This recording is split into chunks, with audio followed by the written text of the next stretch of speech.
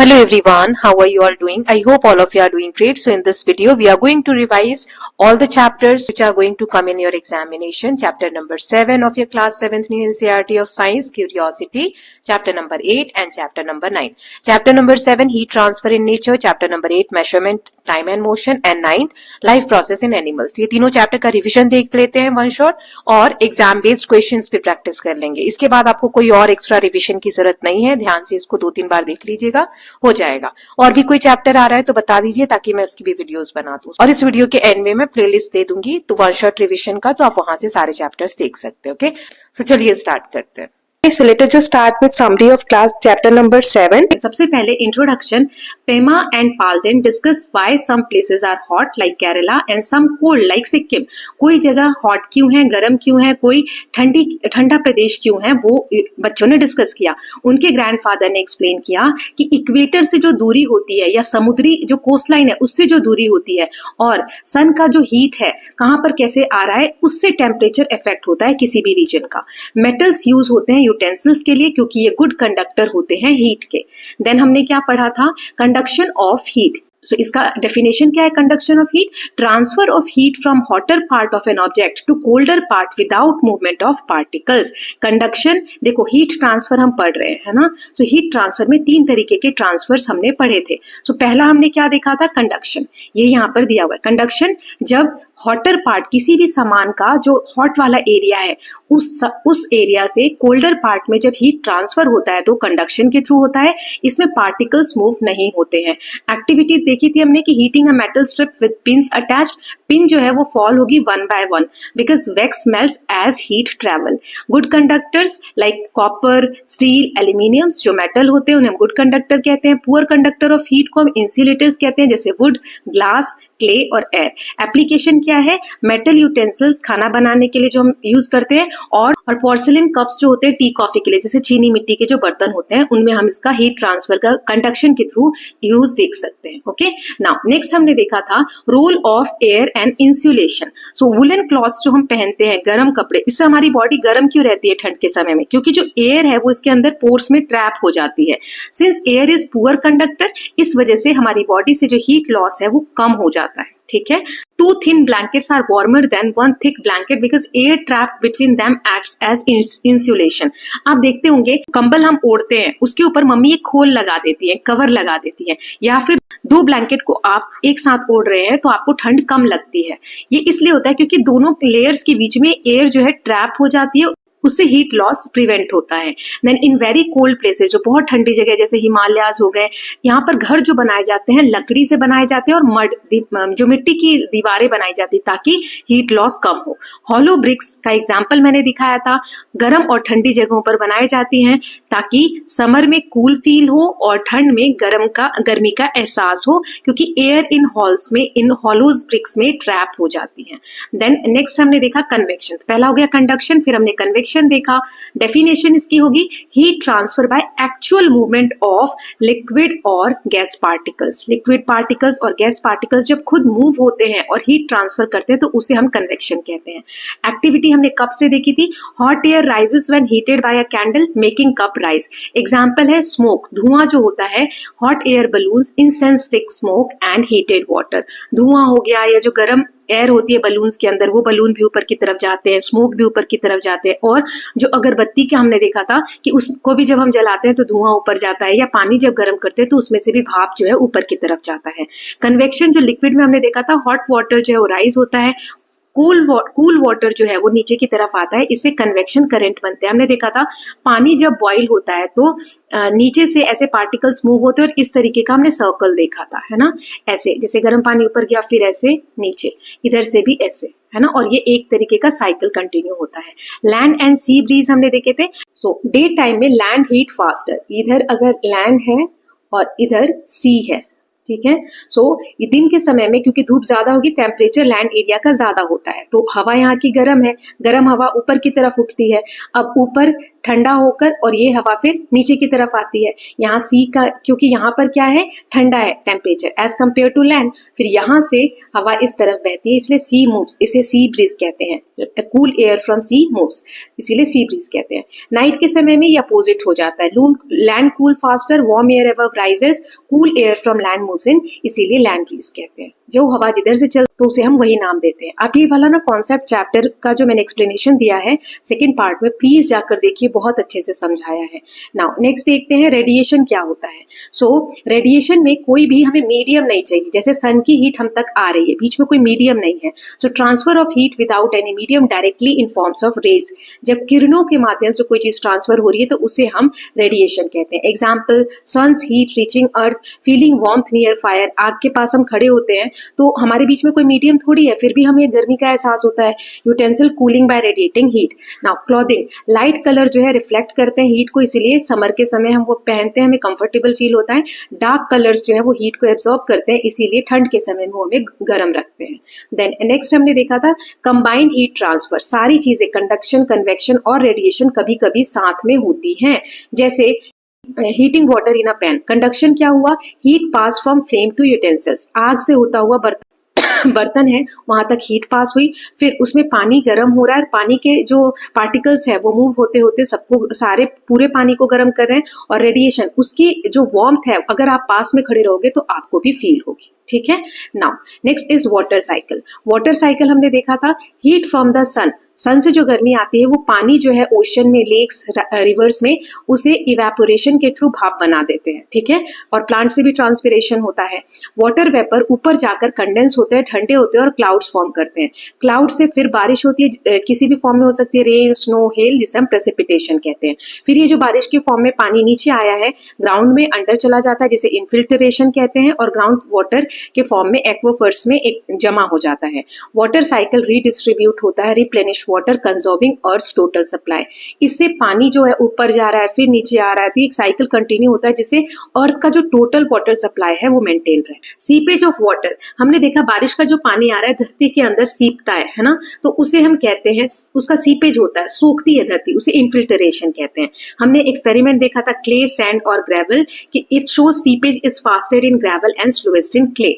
Water जो underground एक्वाफर्स में store होता है उसे हम अंडरग्राउंड वाटर कहते हैं। Underground is extracted through wells, borewells and pump, कुओं के थ्रू जो बोरवेल होते हैं या पंप्स होते हैं उनसे हम इन पानी को एक्सट्रैक्ट करते हैं। अगर ग्राउंड वाटर का ओवर यूज करते हैं तो वो डिप्लीट हो जाता है, खत्म हो जाता है, इसीलिए रेन वाटर को हार्वेस्ट करना जरूरी है।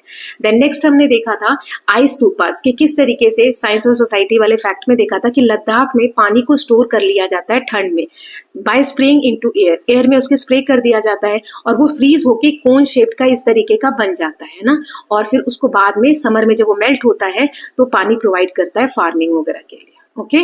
नाउ नेक्स्ट इज नटशेल में पूरे चैप्टर की अगर समरी देखें तो हीट ट्रांसफर कंडक्शन से सॉलिड में होता है, कन्वेक्शन से लिक्विड और गैसेस में होता है, रेडिएशन के लिए कोई मीडियम नहीं चाहिए। गुड कंडक्टर्स मेटल्स हैं, पुअर कंडक्टर्स एयर, वाटर और ग्लास और क्ले हैं। प्रिंसिपल हीट ट्रांसफर का यूज होता है क्लॉथिंग में, हाउसेज में, डेली लाइफ में।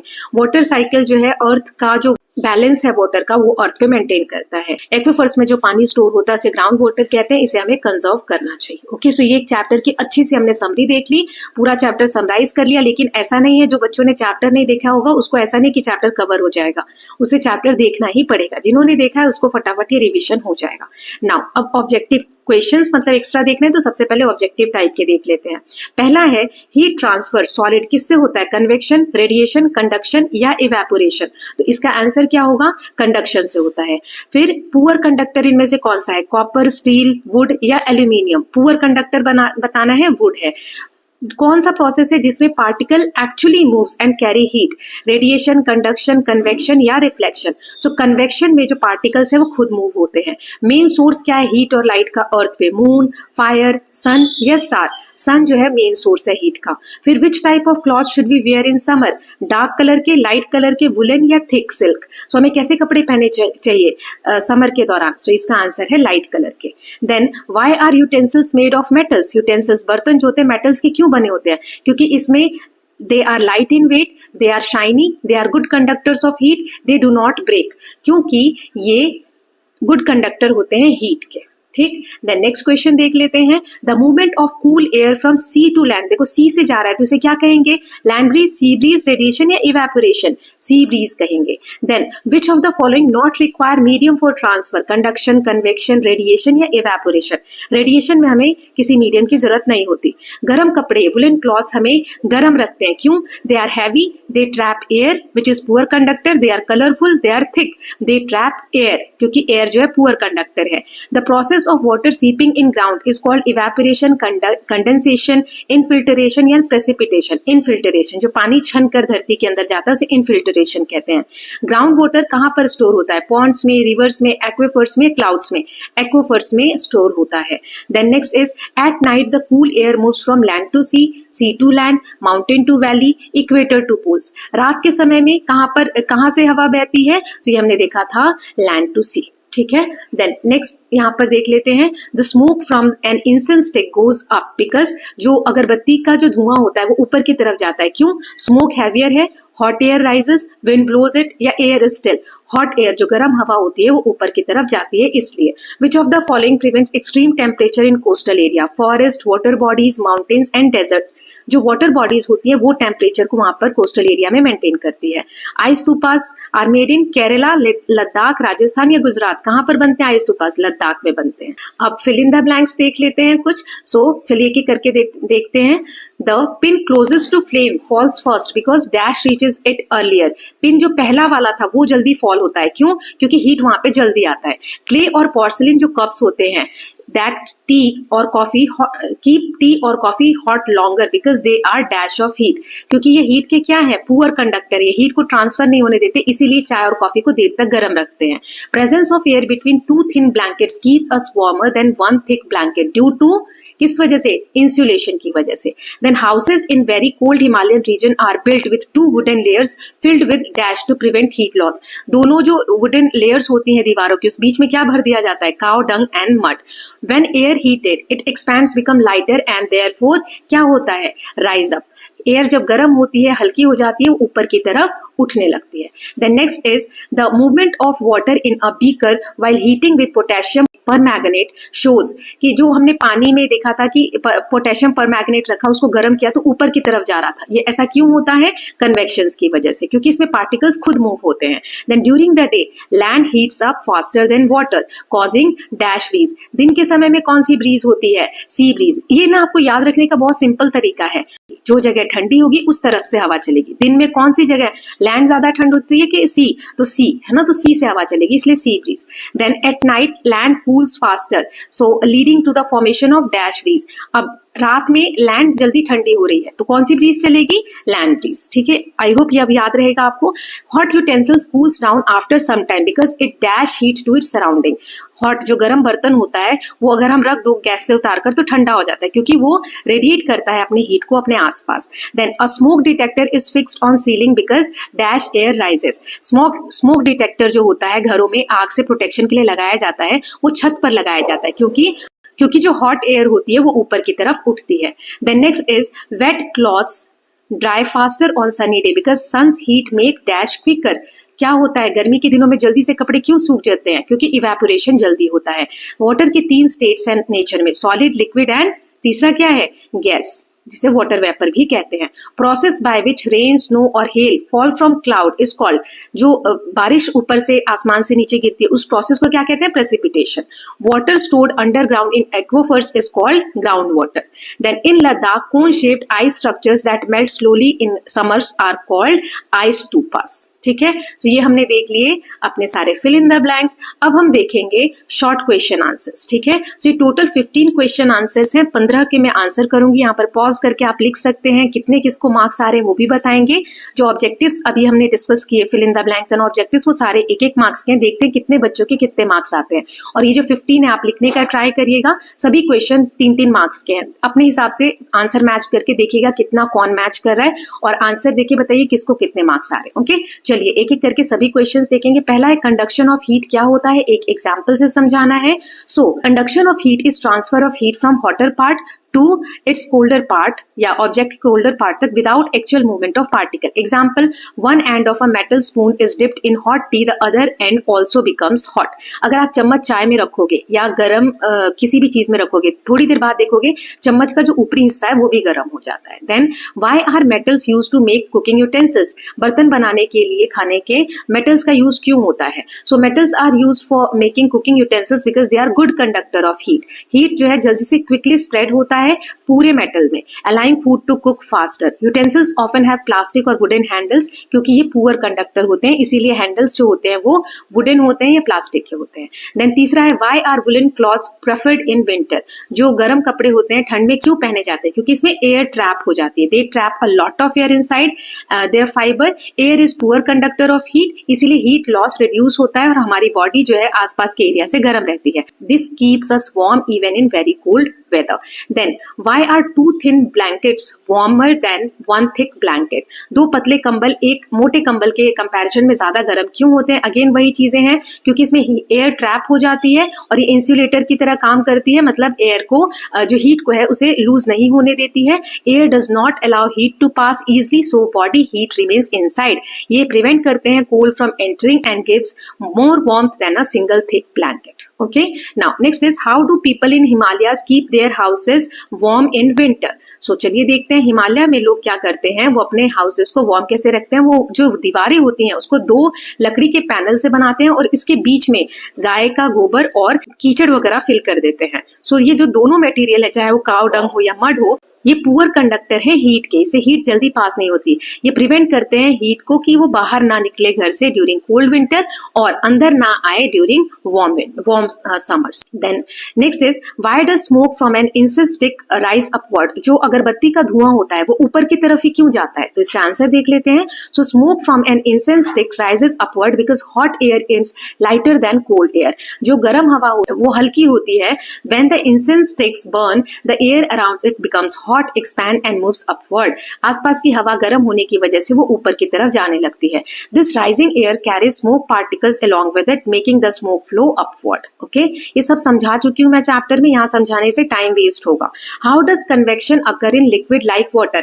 वाटर में कन्वेक्शन कैसे होता है? तो इसका आंसर देख लेते हैं. So convection in liquid happens when water at the bottom of a container is heated. The heated water expands, becomes lighter and rises upward.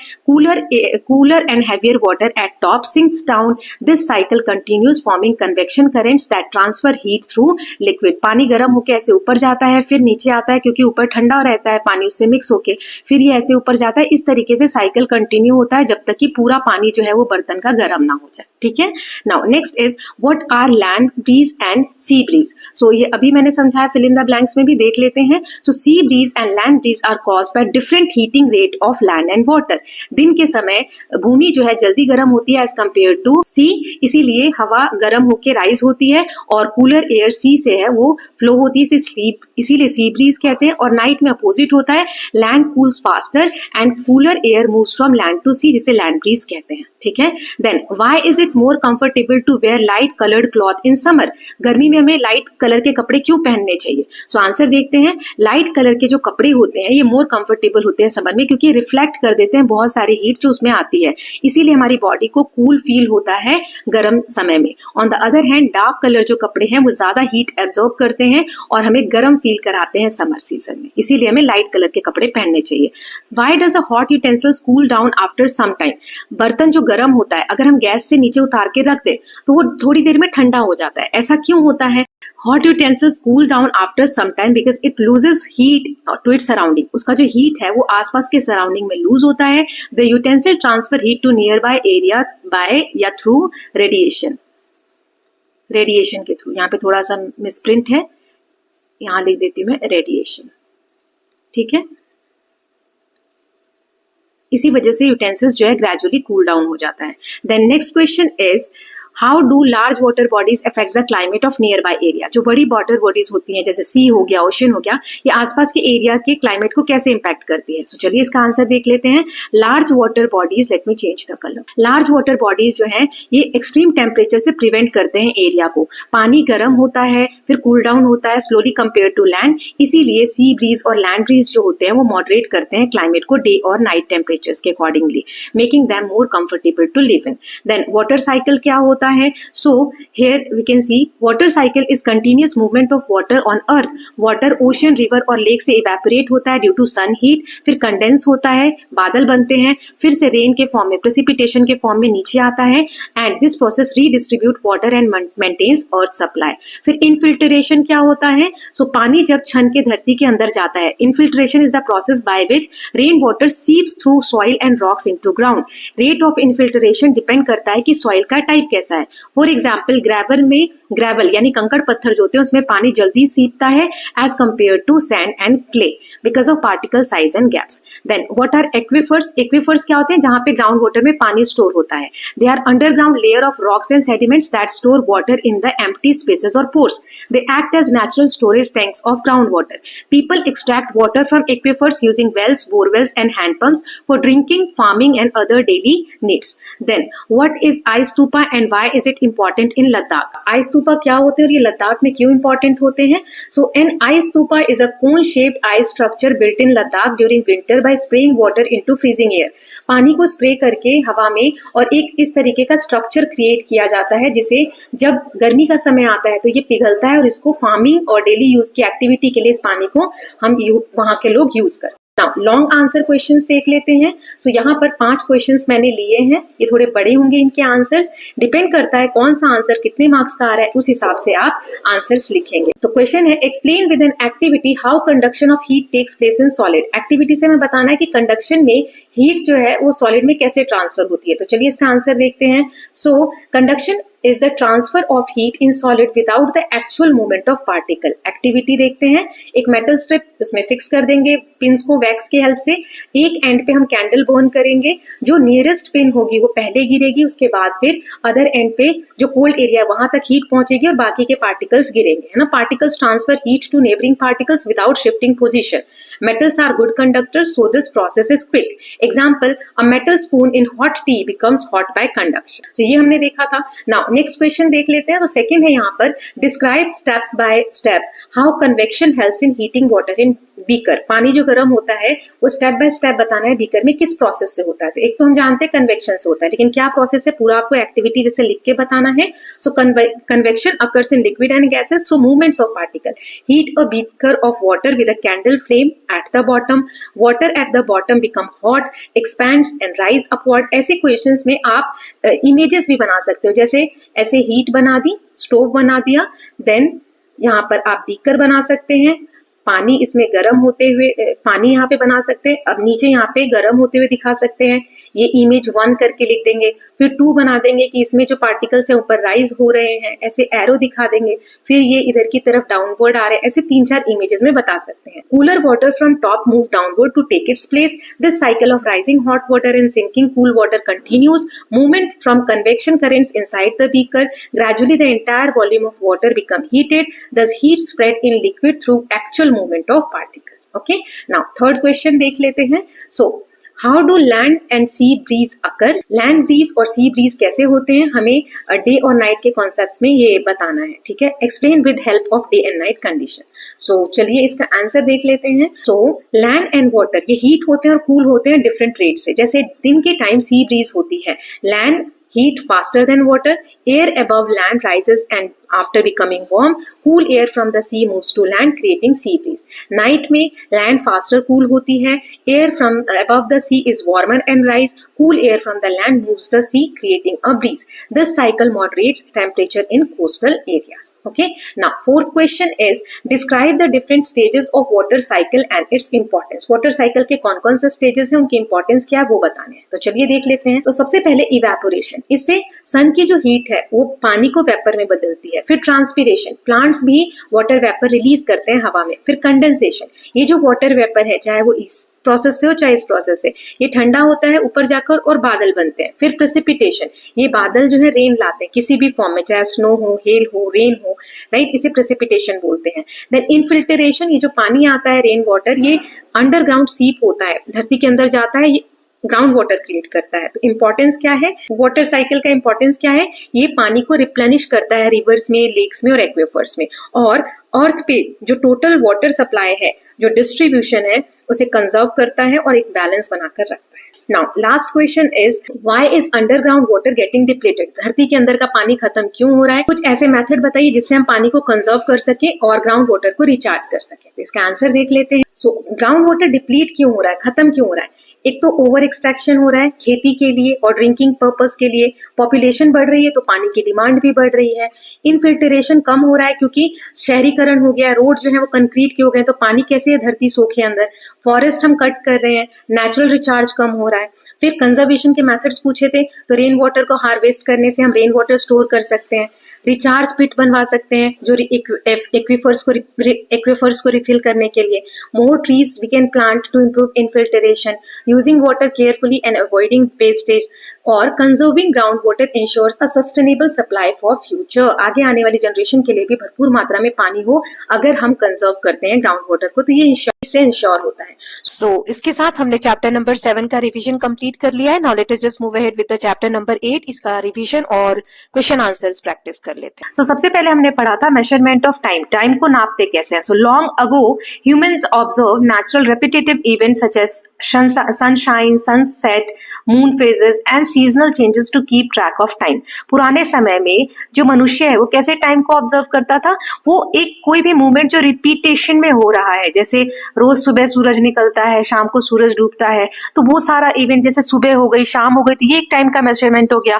फिर मून के जो फेजेस होते हैं उसके बारे में हमने पढ़ा था, राइट। देन सीजन्स कैसे बदलते हैं, क्लाइमेट जो चेंज होता है सीजन के हिसाब से, उसको ट्रैक करना, इस तरीके से टाइम को पहले के लोग ट्रैक करते थे। लेटर बाद में क्या हुआ, they developed artificial time measuring devices. उसके बाद कृत्रिम आर्टिफिशियल तरीके की जो मशीन्स वगैरह है जैसे वो डेवलप हुए to record smaller intervals of time. Now ancient methods of measuring time, पुराने कौन कौन से तरीके थे जिससे हम जानते हैं कि टाइम को नापा जाता था। जैसे सनडायल का इन्वेंशन हुआ, measure time using the changing shadows of the sun, जैसे हमने देखा था कि जहां पर सूरज की छाया पड़ती है, रोशनी आती है और कुछ एक इंस्ट्रूमेंट है उसकी छाया जहां पड़ती है उस वक्त उतना ही टाइम हो रहा होता है, तो उसमें सन की जो शेडो है उसको उसके थ्रू टाइम को मेजर किया जाता है। देन वाटर क्लॉक के बारे में हमने पढ़ा था, it measure time from steady flow of water out of और इनटू अ कंटेनर। जैसे एक बोल लिया था हमने, कटोरी, उसमें छेद है तो उसमें पानी कब तक भरता है या फिर कब खाली होता है, उस हिसाब से। देन आर ग्लास के बारे में हमने पढ़ा था, measure time by flow of sand between two chambers, जो इस तरीके का एक इंस्ट्रूमेंट होता है, इस तरीके का, इसमें से सैंड यहाँ से गिरती रहती है तो कितनी देर में गिर रही है, तो ये एक तरीका होता है। देन कैंडल क्लॉक के बारे में पढ़ा था, कैंडल पे मार्क होते हैं लेवल्स, जैसे जैसे जलती जाती है कैंडल बर्न होती जाती है तो उस हिसाब से टाइम को ट्रैक रखा जाता था। Then these devices help divide time before mechanical clocks existed, जब तक ये मैकेनिकल मशीन वाली जो क्लॉक्स है जो आज हम लोग देखते हैं वो नहीं आई, मॉडर्न क्लॉक्स, तब तक यही चीजें हेल्प करती थी टाइम को ट्रैक करने में।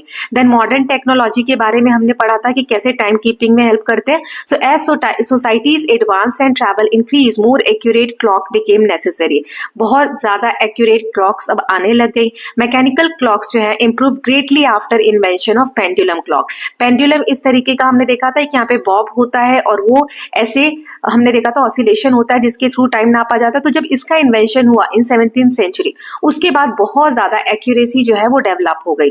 Today highly precise clock like quartz clock and atomic clocks are used. आजकल तो बिल्कुल सेकंड्स के भी बहुत छोटे फ्रैक्शंस को नापा जा सकता है या मेजर किया जा सकता है। एटॉमिक क्लॉक्स जो होते हैं वो इतने एक्यूरेट होते हैं that they lose only 1 second in millions of years. अरबों खरबों सालों में 1 सेकेंड का ही इधर उधर होता है एटॉमिक क्लॉक्स में, तो इतना ज्यादा एक्यूरेसी से आजकल हम टाइम नाप सकते हैं। नाउ नेक्स्ट हमने देखा था unit of time, SI unit of time. Time की एसआई यूनिट क्या है? So standard unit of time या SI unit of time is second. इसको हम स्मॉल लेटर एस से लिखते हैं। लार्जर यूनिट्स भी है, जैसे 1 मिनट में 60 सेकेंड्स होते हैं, 1 आवर में 60 मिनट्स होते हैं। So unit symbols are written in lower case without a dot. जैसे सेकेंड लिखना है तो ऐसे लिखेंगे, आवर लिखना है तो ऐसे लिखेंगे, मिनट लिखना है तो ऐसे लिखेंगे, ठीक है। सो स्मॉलर लेटर में लिखा जाता है। नाउ नेक्स्ट इज स्लो और fast. To compare motion the objects that covers more distance in the same amount of time is said to be faster. ये हमने देखा था स्लो और फास्ट स्पीड के बारे में जब हम डिस्कस कर रहे थे कि सेम टाइम में मान लो 1 घंटे में एक बच्चा यहाँ तक गया और 1 घंटे में सेम दूसरा बच्चा सेम जगह से स्टार्ट करता है और वो यहीं तक गया, तो हम क्या कहेंगे, ये पहला वाला बच्चा जो है ए वाला ये फास्ट है क्योंकि 1 घंटे में वो ज्यादा डिस्टेंस उसने कवर किया। तो वही कह रहे हैं मोर डिस्टेंस जो सेम टाइम में कवर करेगा वो फास्ट होता है। ये आइडिया कैसे हुआ, तो this idea becomes important in activities such as running races and vehicle movement. गाड़ियां जो चलती हैं उसमें अंदाजा लगाने के लिए और जो रेसेस वगैरह होते हैं उसमें हम पता करते हैं इसी आइडिया से कि कौन फास्ट था और कौन स्लो था, किसकी स्पीड ज्यादा थी किसकी कम थी। तो यहीं से कॉन्सेप्ट आता है स्पीड का। तो speed tells how fast an object moves, कि कितनी तेज कोई ऑब्जेक्ट मूव करता है। इसकी डेफिनेशन क्या थी, speed is equal to distance covered divided by total time taken. इसको हमने बताया था speed is equal to distance upon में टाइम, यानी डिस्टेंस को टाइम से डिवाइड कर दो। So common units include metre per second. Metre per second में हम स्पीड को नापते हैं और बड़े यूनिट में देखना है तो किलोमीटर पर आवर ऐसे लिखा जाता है।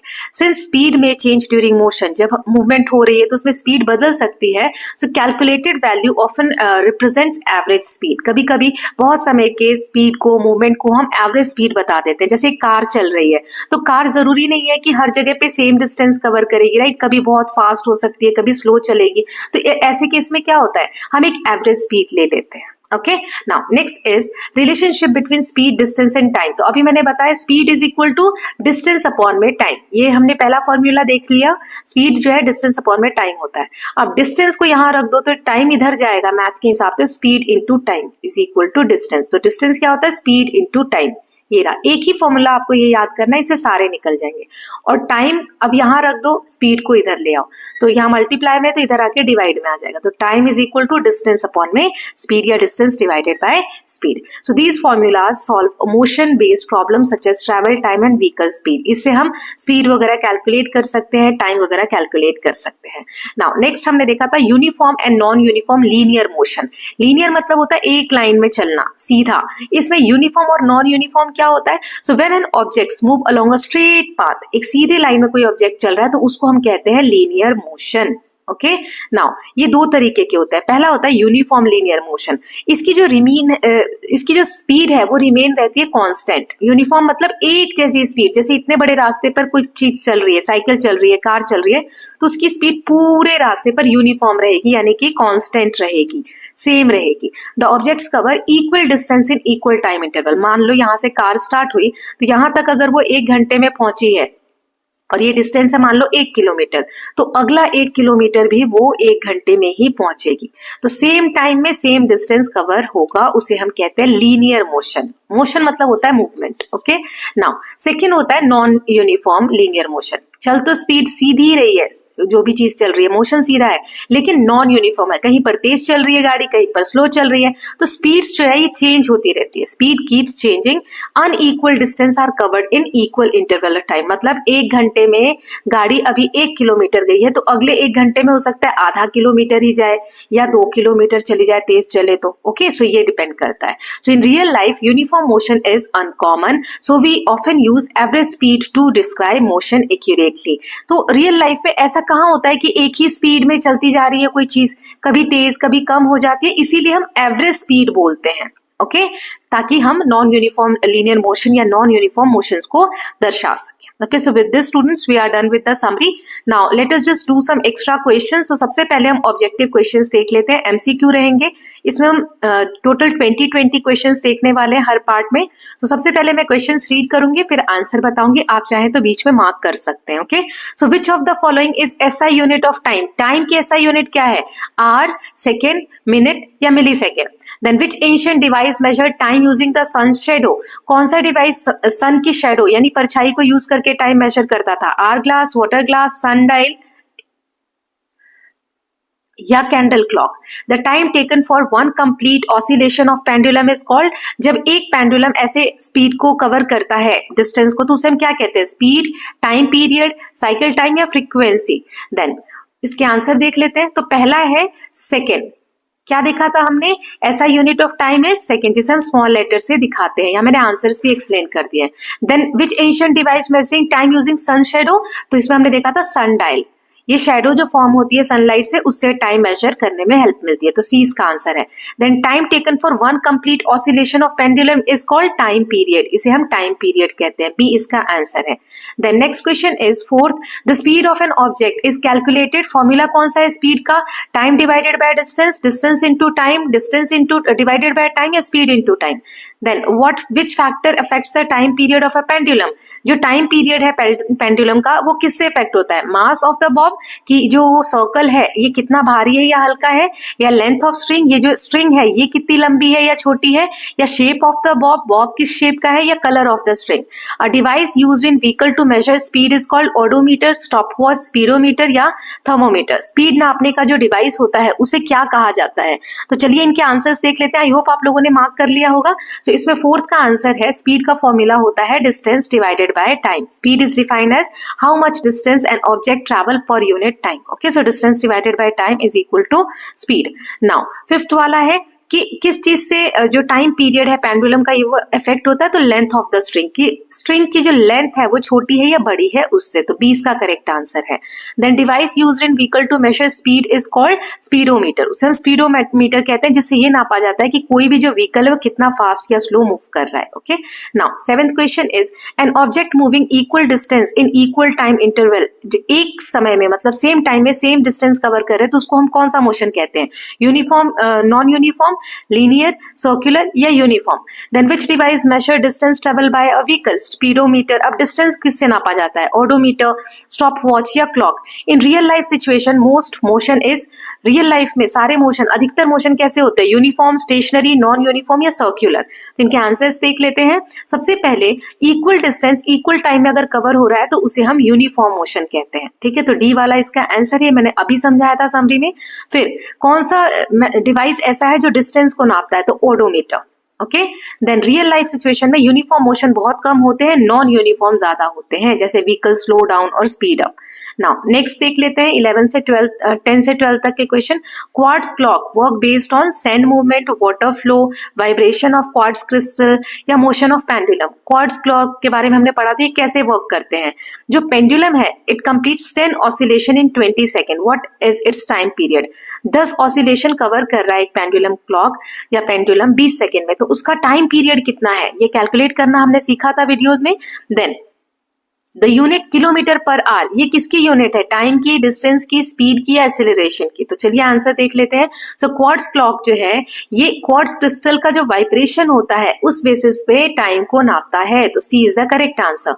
पेंडुलम में 10 ऑसिलेशन 20 सेकेंड में हुए, तो इसका टाइम पीरियड क्या हुआ, 10 को 20 से डिवाइड कर दो,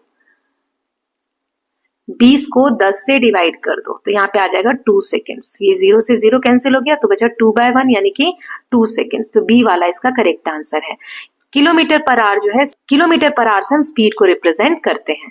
now next question is which of these is not a time measuring device, इनमें से टाइम नापने के लिए कौन सा इंस्ट्रूमेंट है जो हम यूज नहीं करते हैं। तो पहला है सन डायल, दूसरा है स्टॉप वॉच, तीसरा है थर्मोमीटर, चौथा है एटॉमिक क्लॉक। कौन सा हम टाइम नापने के लिए यूज नहीं करते हैं, सो इसका आंसर आप मार्क कर लीजिए। देन 14th है, एक कार है जो कवर करती है 100 किलोमीटर 2 घंटे में, तो उसकी स्पीड क्या है, तो स्पीड का फॉर्मूला लगा के इसे कैलकुलेट करेंगे। Then stopwatch is most suitable for measuring, stopwatch क्यों यूज करते हैं, लेंथ नापने के लिए, स्मॉल टाइम के इंटरवल को नापने के लिए, सीजन्स को नापने के लिए, टेम्परेचर को। तो इसका आंसर है, चलिए तीनों के देख लेते हैं। सो इनमें से थर्मोमीटर जो बुखार या टेम्परेचर नापने के लिए काम आता है, ना कि टाइम नापने के लिए। ओके, सो ये वाला करेक्ट हो जाएगा।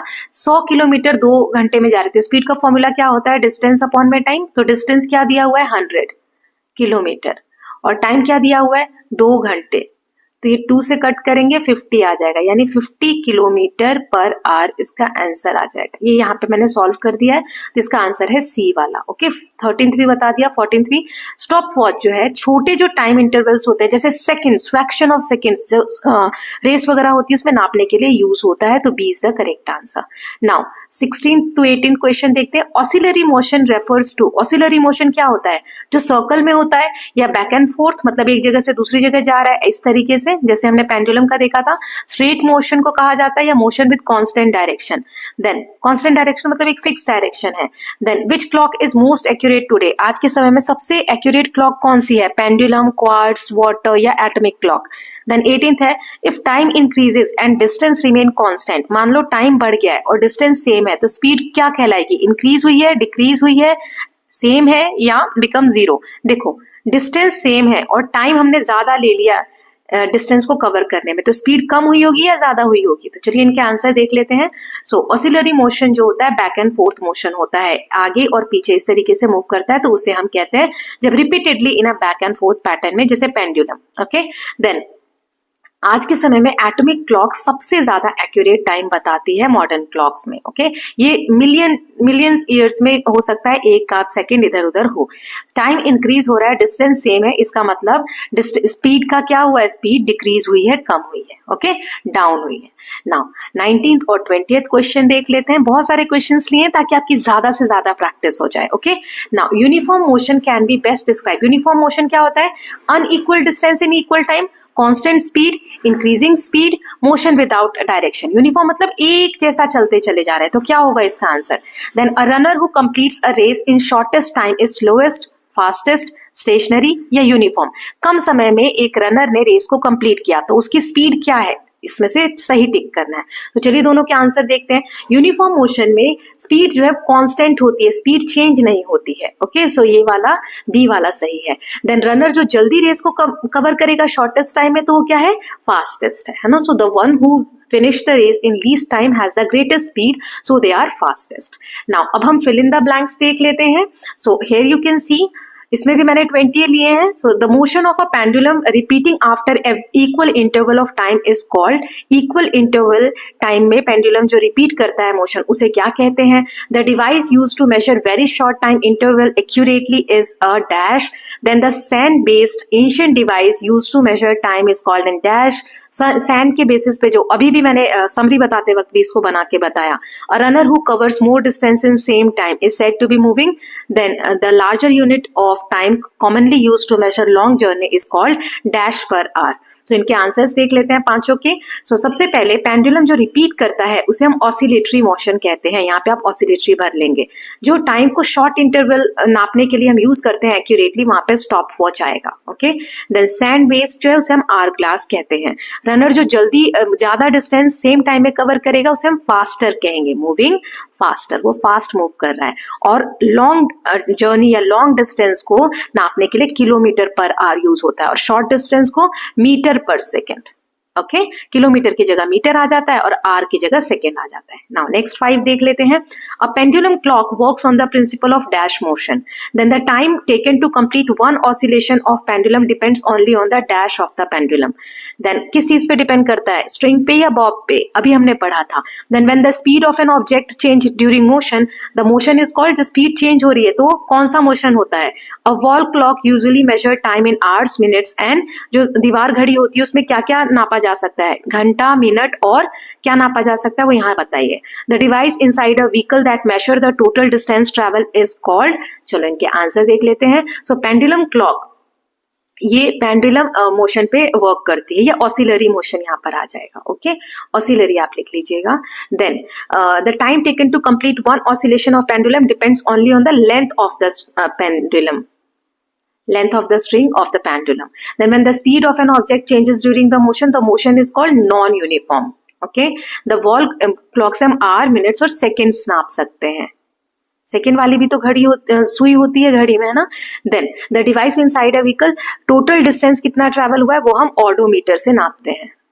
ओके, नाउ 15th तक देख लेते हैं। The symbol of unit minute is written as, minute को कैसे लिखा जाता है? The measurement of time becomes important किस एक्टिविटीज में? जैसे स्पोर्ट्स एंड डैश।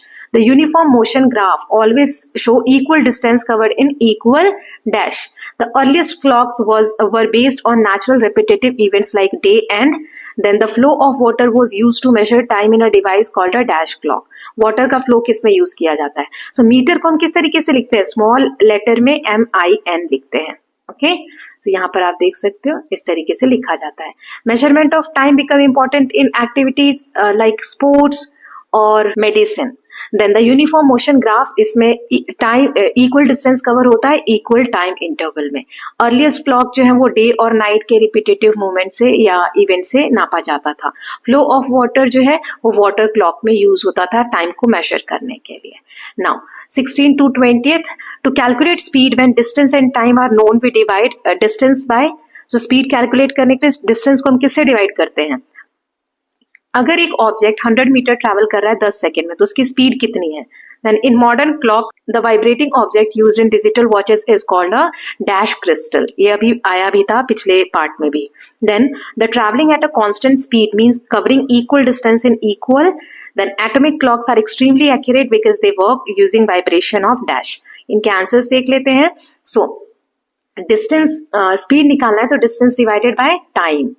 अगर 100 मीटर अब स्पीड दी हुई है, डिस्टेंस स्पीड निकालना है हमें, तो यहाँ पे आएगा 100 डिवाइडेड बाय 10. 100 क्या है? डिस्टेंस, और 10 क्या है? Second, time.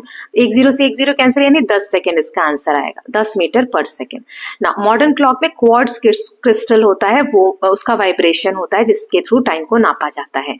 Travelling at a constant speed, अगर एक जैसी स्पीड है तो हम कहेंगे इक्वल डिस्टेंस कवर हो रहा है इक्वल टाइम इंटरवल में. एटम जो होते हैं वो atomic clocks are extremely accurate because they work using vibration of atoms. Atoms के वाइब्रेशन से ये क्लॉक जो है वो टाइम को मेजर करते हैं. Okay, so with this we are done with fill in the blanks. Now अब हम देखेंगे short answer questions. Okay, so 30-40 word में इनके आंसर्स होंगे.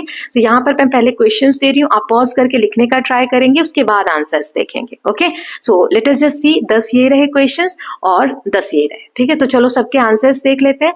पहला क्वेश्चन है, what is an oscillation in a simple pendulum. Simple pendulum में oscillation क्या होता है? So oscillation in pendulum is the complete to and fro movement starting from its mean position, going to one extreme, then opposite extreme and returning back to its mean position. Mean position से start होके back और forth जा रही है तो उस movement को, और फिर से मीन पोजीशन पे रिटर्न आ जाने की मूवमेंट को हम ऑसिलेशन कहते हैं. Why were ancient devices like sundials not fully reliable. Sundial वगैरह पूरी तरीके से विश्वसनीय क्यों नहीं थे? उस पर टाइम कभी कभी एग्जैक्ट क्यों नहीं शो होता था? So sundials were not always reliable because they depend on sunlight. Sunlight पे वो डिपेंड करते हैं. Time could not be measure during cloudy weather, night, indoors, और when the shadow was unclear और डिस्टॉर्टेड. सो टाइम सनलाइट की help से इसमें नाप रहे हैं. तो जब सनलाइट नहीं है, मान लो रात को या बादल छाए हुए हैं, सूरज नहीं दिख रहा है, या घर के अंदर, कैसे नापेंगे, है ना? इसलिए always it is not reliable. Then third question is, what is the difference between speed and average speed. तो स्पीड ये बताता है how fast an object move at movement. किसी भी समय में जो ऑब्जेक्ट है वो कितनी फास्ट मूव कर रहा है. लेकिन एवरेज स्पीड ये बताता है कि total distance divided by total time. So useful when speed changes during motion. Speed कभी कांस्टेंट नहीं होती, चेंज होती रहती है, तो उस समय में हम एवरेज स्पीड निकालते हैं. Why is stop watch used for sports instead of normal clock. Normal clock क्यों नहीं यूज होता है? स्टॉप वॉच क्यों यूज होता है रेस वगैरह नापने में, स्पोर्ट्स को मेजर करने में, टाइम वगैरह जो स्पोर्ट्स में होता है. तो इसलिए क्योंकि इसमें स्मॉल इंटरवल को एक्यूरेटली नापा जा सकता है, making it suitable for recording race timings और short events, while normal clocks only show hours, minutes and seconds. ये जो स्टॉप वॉच वगैरह होते हैं सिर्फ सेकंड्स के भी फ्रैक्शंस नाप सकते हैं. ओके, नाउ नेक्स्ट इज, देखो ये क्वेश्चंस मैं जल्दी जल्दी बता रही हूँ, आई कैन अंडरस्टैंड, बट अगर जिन बच्चों ने देखे हुए हैं पहले चैप्टर्स, तो वीडियोस जो मैंने बनाया है, तो आपको ये टफ नहीं लग रहा होगा. आप सोचोगे कि सिर्फ ये समरी वाला वीडियो देख के हो जाएगा, तो it is not possible. Okay, so आप वो वीडियो फटाफट देख लीजिए, 2 पार्ट्स हैं जो. नाउ पेंडुलम क्लॉक कैसे टाइम मेजर करता है. So pendulum clock use regular and repeated oscillation of a pendulum. Since each oscillation takes equal time, it helps measure equal time intervals accurately for time keeping. Now how does the length of pendulum affects its time period. Pendulum के length जो होती है वो कैसे affect करती है time period को. सो time period increases when the pendulum length increases. अगर स्ट्रिंग ये जो है लंबी होगी तो टाइम पीरियड बढ़ेगा, और अगर छोटी होगी तो a long pendulum swings has to move slowly and a shorter one swings faster affecting its oscillation. अब ये लंबा अगर स्ट्रिंग है तो वो धीरे धीरे मूव करेगा इधर से इधर, और छोटी स्ट्रिंग है तो जल्दी जल्दी मूव करेगा, राइट? सो इसीलिए टाइम जो इंटरवल है वो चेंज होता है, टाइम पीरियड इसमें. Now seventh question is why are atomic clock considered the most accurate? Atomic clocks जो होते हैं उनको क्यों एक्यूरेट माना जाता है, उससे क्यों एक्यूरेट टाइम मेजर किया जाता है? सो they measure time using vibration of atoms which are extremely constant and stable, allowing them to lose only 1 second in millions of years. बहुत ही accurate होता है क्योंकि इसमें atoms की vibration, जो कण होते हैं, अणु होते हैं, उनके vibration से time को नापा जाता है जो बहुत constant और stable होते हैं. Uniform motion क्या है, एक example देना है. When an object travels equal distance in equal time interval तो हम उसे यूनिफॉर्म मोशन कहते हैं. Example, train moving on a straight track at constant speed without slowing और speeding. Now next is what is non uniform motion? इसका भी example देना है. So non uniform motion occurs when an object covers unequal distance in equal interval of time. Then example है car moving in city traffic, slowing, stopping and speeding repeatedly. Then why do modern clocks use quartz crystal? आज की जो clocks है उसमें quartz के crystal क्यों use होते हैं? Because it vibrate at very steady frequency, making quartz clock more accurate and reliable than mechanical clocks. Their regular vibration helps maintain consistent and precise time measurement. Now, next question is 11th. Why is time measurement important in sports? जो games वगैरह होते हैं उसमें time measurement इतना ज़्यादा important क्यों है? जैसे रेस होता है तो एक सेकंड से आगे पीछे हो सकते हैं ना, इसीलिए टाइम मेजरमेंट जरूरी होता है. So time measurement is important in sports because even small time difference can decide winner. Then specially in running, swimming और racing events where performance is measured in seconds और मिली सेकंड्स. सेकंड्स के भी millionth part में नापा जाता है. Then what is time period of pendulum? Pendulum का time period हम किसे कहते हैं? Time period of pendulum is the time required to complete one full oscillation. जैसे मीन टाइम से शुरू किया, इधर गया फिर से मीन टाइम पे आया, तो उसे हम कहते हैं full oscillation. It remains nearly constant for pendulums of the same length at the same place. Now question number 13th है why can't we use an hourglass for very short timing? छोटे समय के लिए हम hourglass को क्यों use नहीं कर सकते हैं? क्योंकि hourglass में हमने देखा था sand जो गिरती है ना, तो वो वाली clock. तो hourglass cannot measure short intervals because sand flow is slow and fixed. Sand जो गिर रही है ऊपर से नीचे की तरफ इसमें इंस्ट्रूमेंट में, वो फिक्स होता है, इसलिए अनसूटेबल है सेकंड्स वगैरह को नापने के लिए, छोटे टाइम पीरियड को प्रिसिशन यानी बिल्कुल एक्यूरेटली नापने के लिए. Why do vehicles have both speedometer and odometer? जो व्हीकल्स होते हैं, गाड़ियां होती है, उसमें स्पीडोमीटर भी होता है और ओडोमीटर भी होता है, दोनों होते हैं. क्यों? सो स्पीडोमीटर ये करंट स्पीड, गाड़ी कितनी तेज चला रहे हैं वो बताने के लिए होता है, और ओडोमीटर ये बताता है कि गाड़ी अभी तक कितना चल चुकी है, कितना डिस्टेंस उसने ट्रैवल कर लिया है. ये हेल्प करता है फ्यूल यूजेस एस्टिमेट करने में, टाइम ट्रैवल देखने में, ट्रैवल टाइम देखने में, और मेंटेनेंस की जरूरत है, गाड़ी को रिपेयर वगैरह कराना है, सर्विसिंग करानी है, वो पता करने में. Now next is why is measuring speed useful in daily life? Speed को नापना क्यों जरूरी है आजकल की लाइफ में? Measuring speed helps determine how fast something is moving. इससे हमें पता चलता है कि कौन सी चीज जो है कितनी फास्ट चल रही है. प्लान ट्रैवल टाइम, ट्रैवल में कितना टाइम लगेगा वो प्लान करने में, परफॉर्मेंस कंपेयर करने में, सेफ्टी लिमिट्स को मेंटेन करने में, and understand motion in sports vehicle and machines. इसीलिए स्पीड को नापना बहुत सारे फील्ड में इंपॉर्टेंट हो जाता है. Why is second used as SI unit of time? Second को एसआई यूनिट क्यों माना गया? So because it is universally accepted standard unit. पूरी दुनिया में इसको माना जाता है, इसलिए ये इजी है डिवाइड करने में, मेजर करने में accurately with modern clocks, aligning consistent global scientific measurement. Okay, now next is 17th है why does Bob's mass not affect pendulum time period? जो बॉब की स्ट्रिंग होती है ये तो टाइम को इफेक्ट करती है, लंबी होगी तो टाइम ज्यादा लगता है एक जगह से दूसरी जगह जाने में, छोटी होगी तो कम, लेकिन ये जो बॉब है ये इफेक्ट नहीं करता टाइम पीरियड को. सो time period depend on your length and gravity. The mass does not affect the swimming speed because heavier and lighter bobs experience the same gravitational acceleration. सिर्फ लेंथ इफेक्ट करती है string की, जो Bob का मास है वो effect नहीं करता है. Now, how did natural events help early humans measure time? पहले के जो मनुष्य थे वो टाइम को नेचुरल इवेंट से कैसे नापते थे? तो वो रिपीटेड जो इवेंट्स होते हैं उनको ऑब्जर्व करते थे, जैसे सनराइज, सनसेट, मून फेजेस या चेंजिंग सीजन. ये जो रेगुलर पैटर्न है ये हेल्प करते थे उनको दिनों को डिवाइड करने में या मंथ को डिवाइड करने करने में, साल को डिवाइड करने में, कि 3 महीने गर्मी रहेगी, 3 महीने बारिश होगी, 3 महीने ठंड रहेगी। तो इस तरीके से वो इवेंट से टाइम को नापते थे। Now, next question is, why do most objects not have uniform motion? बहुत सारे ऑब्जेक्ट्स में यूनिफॉर्म मोशन क्यों नहीं होता? क्योंकि रियल लाइफ मोशन जो होते हैं उसमें रुकावटें आती हैं, फ्रिक्शंस होते हैं, ट्रैफिक आता है, गाड़ियां चल रही है तो ऐसा थोड़ी लगातार चलती जाएगी और एक जैसी स्पीड होगी।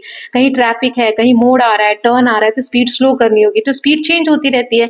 इसी वजह से ऑब्जेक्ट की स्पीड ज्यादा और कम होती रहती है, जिसकी वजह से यूनिफॉर्म मोशन जो है रेयरली देखने को मिलता है। तो नॉन यूनिफॉर्म मोशन हम ज्यादा देखते हैं। Okay, now why is accurate time measurement important in science and technology? Science technology के फील्ड में मेजरमेंट जो होता है टाइम का, बिल्कुल एक्यूरेट पता होना क्यों जरूरी है? So accurate time measurement supports experiments, navigation, communication, satellites, computing and transportation system.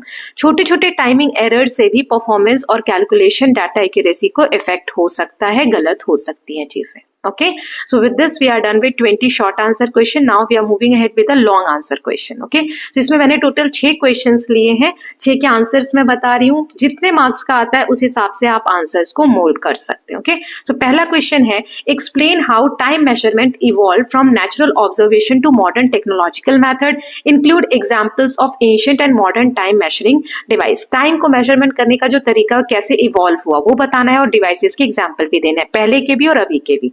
So early humans observed natural events like sunrise, sunset, moon phases and seasons to measure time. बाद में devices develop हुए जैसे sundials, water clocks, hour glasses and candle clocks were developed. With scientific progress, scientific field में developments हुए, mechanical और pendulum clocks were invented. Today, highly accurate quartz clocks जो है and atomic clocks जो है वो globally use होते हैं, पूरी दुनिया में use होते हैं precise तरीके से time को नापने के लिए। Okay, now next देख लेते हैं। Describe the structure, working and characteristic of a simple pendulum.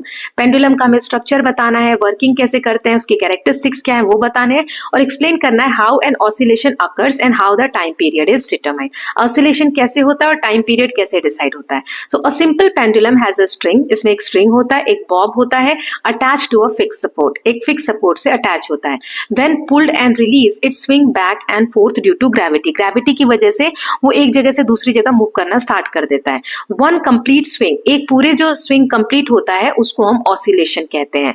Time period एक टाइम है जो लिया जाता है पेंडुलम के द्वारा वन ऑसिलेशन को कंप्लीट करने में, and remain almost constant for small swings. Okay, now next है थर्ड वाला, discuss why length of pendulum affects its time period while the mass of Bob does not include an example और experiment reference. देखो इसे हम Bob कहते हैं ना, ये मैं ऑलरेडी समझा चुकी हूँ, तो वही यहाँ दिया है। लॉन्गर पेंडुलम जो होगा उसका स्विंग स्लोली होगा, तो ज्यादा टाइम लगेगा एक ऑसिलेशन कंप्लीट करने में, इसीलिए इंक्रीज कर देगा ये टाइम पीरियड को। बॉब का जो मास है ये इफेक्ट नहीं करता है स्विंग टाइम को। एक्सपेरिमेंट से पता चलता है कि pendulum of equal length but different masses have the same time period under identical condition. Identical मतलब एक जैसी कंडीशन में अगर सेम लेंथ का पेंडुलम रखा जाए, बॉब का मास चाहे कुछ भी हो, तो टाइम हमेशा सेम आएगा। Okay, now next is define speed. Speed define करना है, एक्सप्लेन करना है कि ये कैलकुलेट कैसे होता है, डिस्क्राइब करना है स्पीड, डिस्टेंस और टाइम के रिलेशन को with suitable example. So speed tells how fast an object move, ये कैसे कैलकुलेट होता है, फॉर्मूला है speed is equal to distance upon में टाइम। स्पीड, डिस्टेंस और टाइम जो है ये रिलेटेड है, so if two are known third can be calculated. अगर दो हमें पता है तो हम तीसरा निकाल सकते हैं। एग्जाम्पल, एक कार 60 किलोमीटर 2 घंटे में जा रही है, तो उसकी स्पीड कितनी होगी, 60 divided by 2, speed distance upon by time, तो ये आ जाएगा 2 1 2 2 30 तो 30 किलोमीटर पर आवर स्पीड होगी कार की। Okay, now next question is compare uniform and non uniform motion, explain differences using real life example and give situations where each type of motion can be observed. So uniform motion क्या होता है, जब equal distance equal time interval में cover हो, जैसे train move हो रही है स्टेडली और स्ट्रेट ट्रैक पे। नॉन यूनिफॉर्म मतलब जब स्पीड चेंज हो, distance vary over time, now like a car in traffic. Uniform motion rare होता है डेली लाइफ में, नॉन यूनिफॉर्म कॉमन होता है। Now the last question is explain why average speed is more useful than instantaneous speed in daily life. Average speed ज्यादा important क्यों है? Give suitable example to support your answer. So instantaneous speed जो होती है वो change होती रहती है, so it is difficult to major for entire journey. Average speed जो है प्रैक्टिकल मेजर होता है, टोटल जो ट्रैवल टाइम लगा है, ट्रैवल परफॉर्मेंस है उसको। एग्जाम्पल, एक व्हीकल जो गाड़ी चल रही है वो स्लो डाउन होगी, कभी तेज होगी, कभी स्लो होगी, बट एवरेज स्पीड जो होगी helps estimate travel time and compare journeys effectively. इसके साथ हमने चैप्टर नंबर 8 भी देख लिया। अब चैप्टर नंबर 9 का रिवीजन देख लेते हैं। सबसे पहले नोट्स और समरी के साथ स्टार्ट करते हैं। So let us just start. First topic is introduction to life process. Life process क्या होता है? वो सारे इवेंट्स जो जीवन को जीने में, किसी भी जीव को सर्वाइव करने में हेल्प करते हैं। So living beings need certain essential process. Living beings को कुछ प्रोसेस बहुत जरूरी है उनके जीने के लिए, सच एज न्यूट्रिशन, पोषक तत्व चाहिए, respiration, excretion, reproduction and circulation for survival. ये सारी चीजें ह्यूमन लाइफ में होती हैं या जीव की लाइफ में होती हैं। सो ये इसी को हम क्या कहते हैं? Life process. इस चैप्टर में मेन फोकस जो है वो न्यूट्रिशन पे है कि खाना, भोजन या जो पोषक तत्व है वो कैसे मिलता है शरीर को, और रेस्पिरेशन कैसे होते हैं एनिमल्स में और स्पेशली इन ह्यूमंस, वो हम पढ़ने वाले हैं। तो सबसे पहले टॉपिक था न्यूट्रिशन इन एनिमल्स। एनिमल्स में न्यूट्रिशन यानी जो पोषक तत्व है वो कैसे पहुंचता है शरीर में खाने के थ्रू, तो वो सारी चीजें हमने समझी थी। सो animals can not prepare their own food, so they consume food from other sources. Animals जो होते हैं वो खुद खाना नहीं बना सकते, इसीलिए वो किसी और सोर्स से खाना खाते हैं,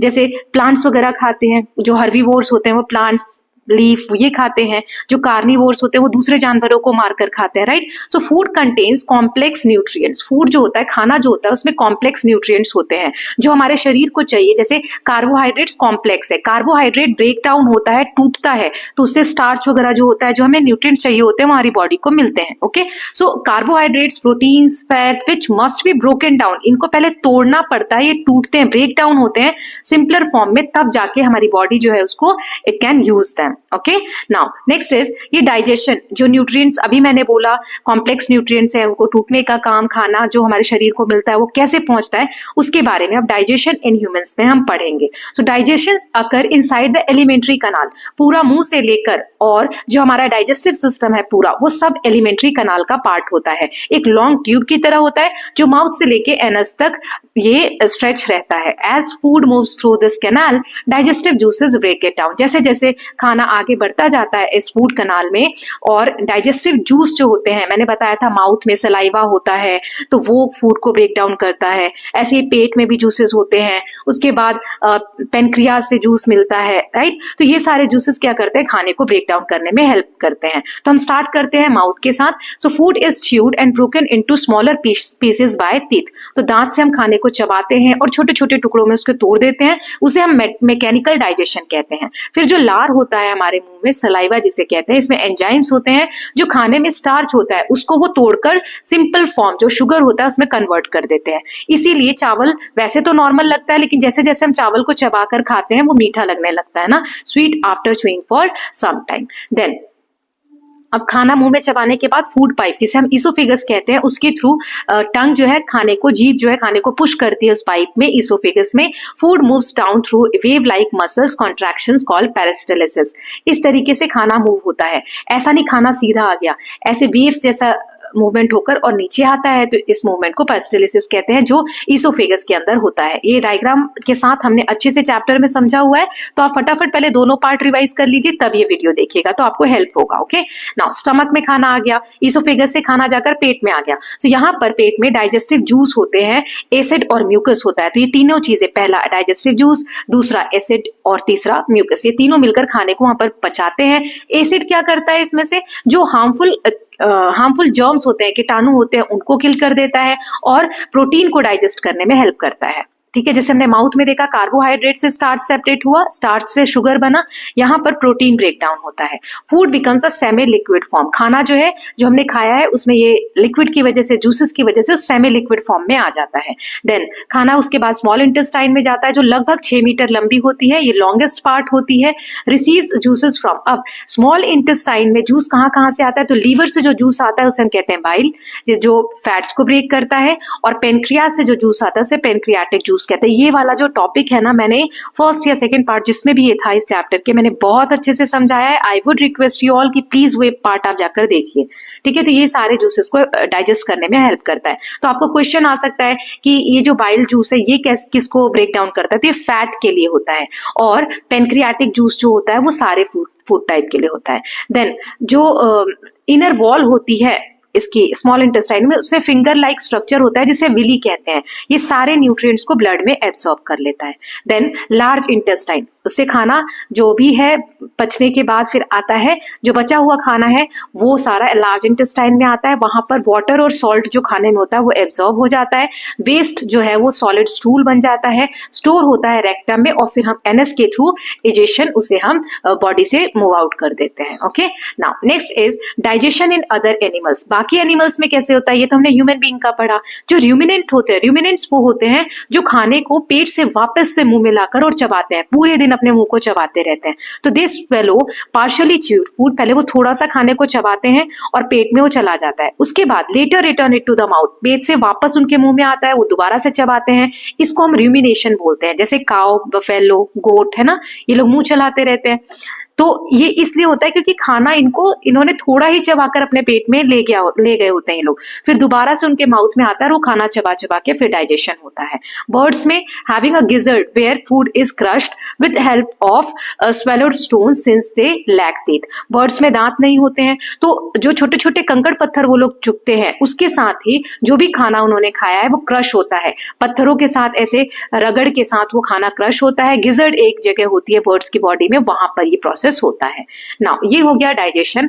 अब हमने रेस्पिरेशन के बारे में पढ़ा था कि एनिमल में रेस्पिरेशन कैसे होता है। तो रेस्पिरेशन क्या होता है, सांस लेने की प्रक्रिया को रेस्पिरेशन नहीं कहते, उसे हम ब्रीदिंग कहते हैं, जो रेस्पिरेशन का पार्ट होता है। Respiration provides energy from food using oxygen.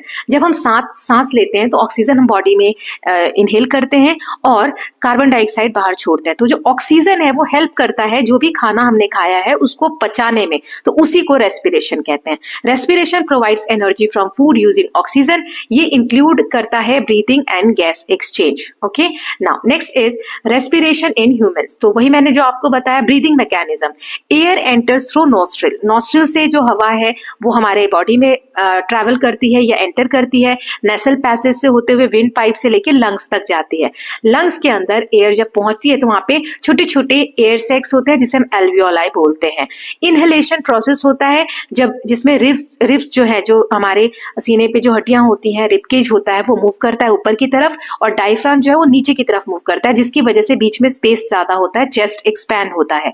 और एक्सहेलेशन के बाद वक्त क्या होता है, रिब्स जो है मूव डाउन करती है, डायफ्राम जो है अप मूव करता है, जिसकी वजह से ये स्पेस कम होता है और चेस्ट कॉन्ट्रैक्ट होता है और सारी जो हवा है वो हम सांस छोड़ते वक्त बाहर छोड़ देते हैं।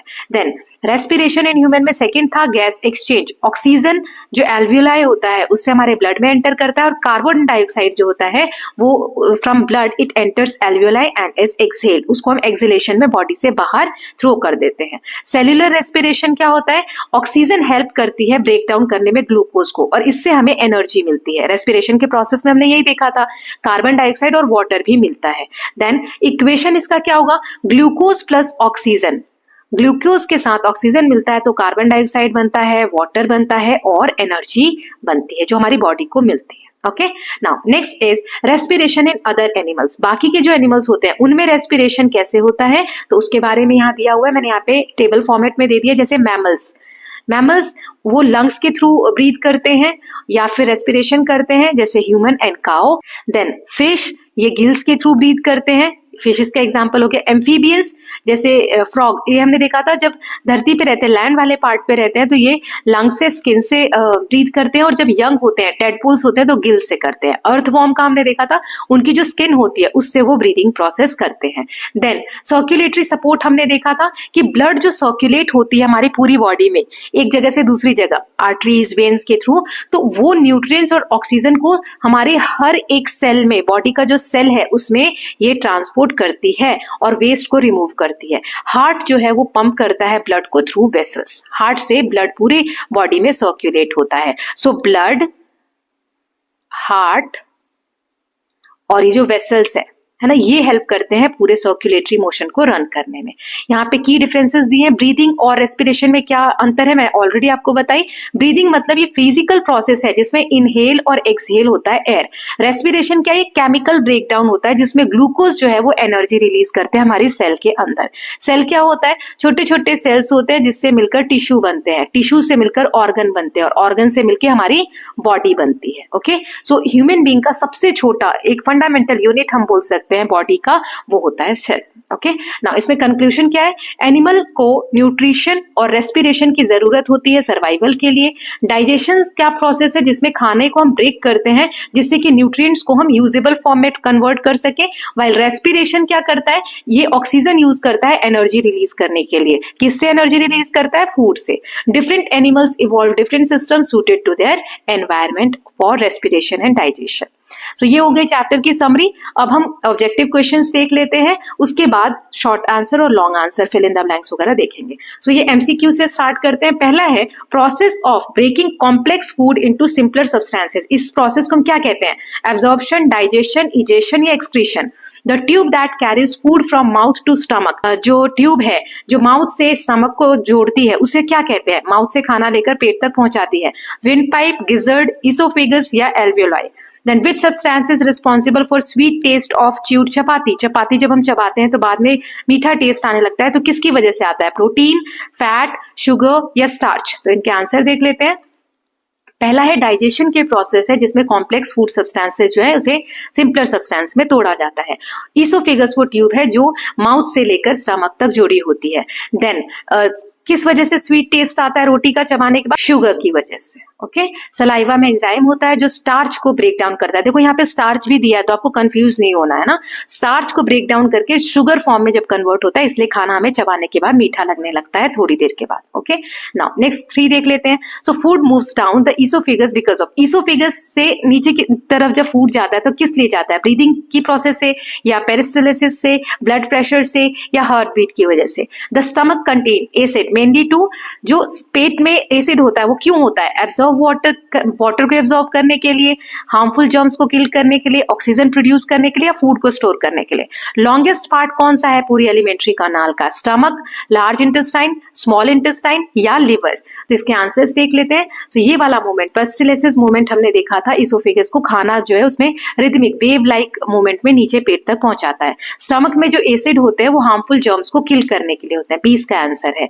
देन लॉन्गेस्ट पार्ट जो एलिमेंट्री कैनाल का है वो स्मॉल इंटेस्टाइन है। स्मॉल नाम पे मत जाना, नाम है स्मॉल इंटेस्टाइन लेकिन ये सबसे बड़ा जो बॉडी पार्ट होता है हमारे एलिमेंट्री कैनाल में वो होता है। ओके, नाउ नेक्स्ट 3 देख लेते हैं। The inner wall of small intestine, उसमें एक फिंगर लाइक स्ट्रक्चर होता है, उसे हम क्या कहते हैं, टीथ, बिली, बोन्स या कार्टिलेजेस।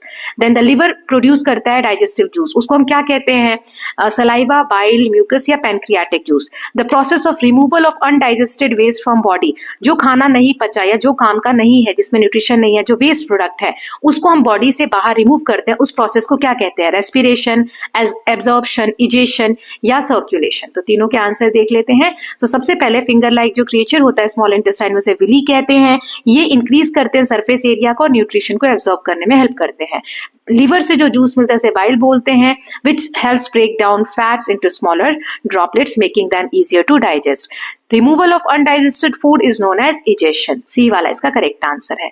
देन नेक्स्ट 3 है, animals like cows and buffaloes are called ruminants, इन्हें हम रूमिनेंट्स कहते हैं, क्यों, because they fly, because bring back swallowed food, निगले हुए खाने को वापस लाते हैं, इनके पास गिल्स होती हैं या they do not chew food. Now birds जो है क्रश करते हैं फूड यूजिंग स्पेशल स्ट्रक्चर, क्या होता है वो, हार्ट, विली, गिजर्ड या windpipe. Then respiration requires oxygen to break down, oxygen से वो क्या ब्रेक डाउन करते हैं, ग्लूकोज को, प्रोटीन को, फैटी एसिड या मिनरल्स को। तो इनके आंसर्स देख लेते हैं। सो काउ और बफेलोज को रिमिनेंट्स इसलिए कहा जाता है क्योंकि वो निगले हुए खाने को वापस से लेकर आते हैं दोबारा से चबाने के लिए। बर्ड्स जो क्रश करते हैं वो उनका एक स्पेशल स्ट्रक्चर होता है, फूड को क्रश जहां पे किया जाता है वो है गिजर्ड। ओके, देन रेस्पिरेशन में ऑक्सीजन की हेल्प से ग्लूकोज को ब्रेक डाउन करके कार्बन डाइऑक्साइड और एनर्जी में कन्वर्ट किया जाता है या रिलीज किया जाता है। Then the tiny air sacs in the lungs for gas exchange are called तो इसका आंसर अभी हमने डिस्कस किया था। क्या होता है, कौन सा फीचर्स होता है लंग में जिससे कि गैसेस एक्सचेंज होती है? तो इनमें से आप मार्क करेंगे। इनहेलेशन में डायफ्राम क्या होता है, ऊपर की तरफ जाता है, मूव्स अप, या फिर बिकम थिक, मोटा हो जाता है, या मूव्स डाउनवर्ड, या स्टॉप्स वॉकिंग।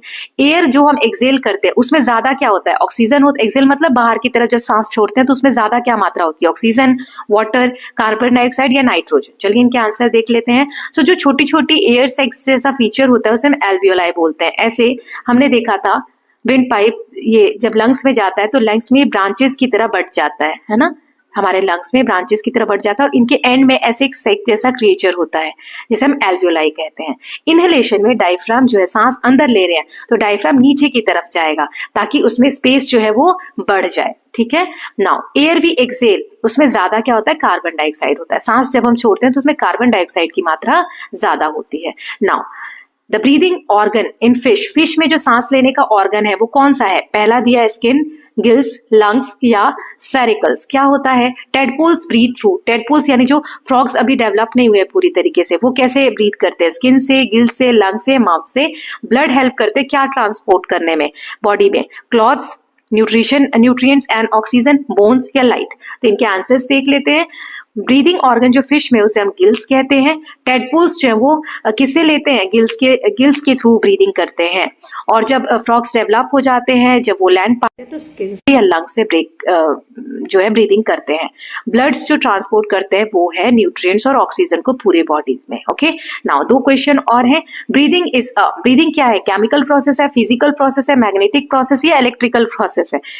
इलेक्ट्रिसिटी से तो होता नहीं, इलेक्ट्रिकल नहीं है, मैग्नेट की हेल्प नहीं लगती सांस लेने में, राइट? क्या है इन दोनों में से बताइए। Then respiration is a physical process, chemical process, cutting process या मैकेनिकल प्रोसेस? तो दोनों हमने अभी समरी में भी डिस्कस किया था। ब्रीदिंग जो है फिजिकल प्रोसेस है जिसमें एयर को हम अंदर इनहेल करते हैं और छोड़ते हैं तो उसे हम एक्सहेल कहते हैं। और केमिकल प्रोसेस है रेस्पिरेशन जिसमें कि ब्रेक डाउन होता है ग्लूकोज ऑक्सीजन के साथ मिलकर और इससे एनर्जी, कार्बन डाइऑक्साइड और वाटर जो है वो रिलीज होता है। Okay, so with this we are done with the MCQs type question. Now fill in the blanks देख लेंगे। ये भी मैंने 20 लिए हैं, 20 हर क्वेश्चंस लिए हैं, सिर्फ लॉन्ग क्वेश्चंस 20 नहीं लिए हैं। सो पहला इसमें है एनिमल डिपेंड होते हैं on dash for food because they can not make their own food. Animals खुद अपना खाना नहीं बना सकते तो किस पे डिपेंड होते हैं? The process in which food is taken into body is called the muscular movement, जो पुश करती है खाने को डाइजेस्टिव ट्रैक में, उसे क्या कहते हैं? Stomach produces mucus, digestive juice and dash, क्या और प्रोड्यूस करती है डाइजेशन के लिए? पेट में क्या और प्रोड्यूस होता है? Liver is largest dash organ in human body. तो इनके आंसर्स देख लेते हैं। So animal depends on plants for their food. Then जो खाना हम अपनी बॉडी में इंसर्ट करते हैं, खाते हैं, उसे हम इंजेशन बोलते हैं उस प्रोसेस को। ओके, नाउ मस्कुलर मूवमेंट जो वेव लाइक होता है उसे हम पेरिस्टाल्सिस बोलते हैं। देन स्टमक में म्यूकस, डाइजेस्टिव जूस और एसिड प्रोड्यूस होता है। लार्जेस्ट डाइजेस्टिव ऑर्गन जो है वो लिवर है। यहाँ पर आप स्मॉल इंटेस्टाइन से कंफ्यूज मत होना। स्मॉल इंटेस्टाइन लार्जेस्ट पार्ट है एलिमेंट्री कनाल का। Okay, now next is the pancreas release. Pancreas से कौन सा जूस रिलीज होता है जो कार्बोहाइड्रेट, फैट सभी को डाइजेस्ट करने में हेल्प करता है? फिंगर लाइन स्ट्रक्चर जो होते हैं स्मॉल इंटेस्टाइन में उनको हम क्या कहते हैं? Water and mineral from undigested food, ये कहाँ पर एब्सॉर्ब होते हैं? स्मॉल या लार्ज इंटेस्टाइन में। Final removal of solid waste from body, इसको हम क्या बोलते हैं प्रोसेस को? एनिमल जो काउ च्यू करते हैं अपने फूड को दोबारा से, उस प्रोसेस को हम क्या कहते हैं? तो इनके आंसर्स देख लेते हैं। पेनक्रिया से पेनक्रियाटिक जूस मिलता है। फिंगर लाइक स्ट्रक्चर जो होते हैं विली बोलते हैं। ये लार्ज इंटेस्टाइन में नमक और पानी जो होता है, वाटर और मिनरल्स जो होता है एब्जॉर्ब होता है। Final removal of waste from body से डाइजेशन कहते हैं। इस प्रोसेस को जो जानवर दोबारा से अपना खाना चबाते हैं उसे हम रूमिनेशन बोलते हैं या उनको रूमिनेंट्स बोलते हैं। Now next is the organ that helps bird crush food because they do not have teeth is called. किस ऑर्गन से जो बर्ड्स के अंदर खाना है वो डाइजेस्ट होता है? क्योंकि उनके दांत तो होते नहीं है, वो बताना है। Exchange of oxygen and carbon dioxide वो कहाँ पर होता है ह्यूमन बॉडी में? Movement of diaphragm during exhalation, सांस जब छोड़ते हो तो डायफ्राम ऊपर की तरफ मूव होता है कि नीचे की तरफ? The frog breathes through its skin when it it is, जब वो क्या होता है, बड़ा होता है या छोटा होता है. The gas required for respiration is dash and the dash gas is release. Release is जो गैस हम लेते हैं सांस लेते वक्त और छोड़ते हैं सांस छोड़ते वक्त, वो बताना है. तो इनके आंसर्स देख लेते हैं. सो बर्ड जो फूड क्रश करती है वो गिजर्ड में करती है. ऑक्सीजन और कार्बन डाइऑक्साइड एल्वियोलाई में एक्सचेंज होते हैं.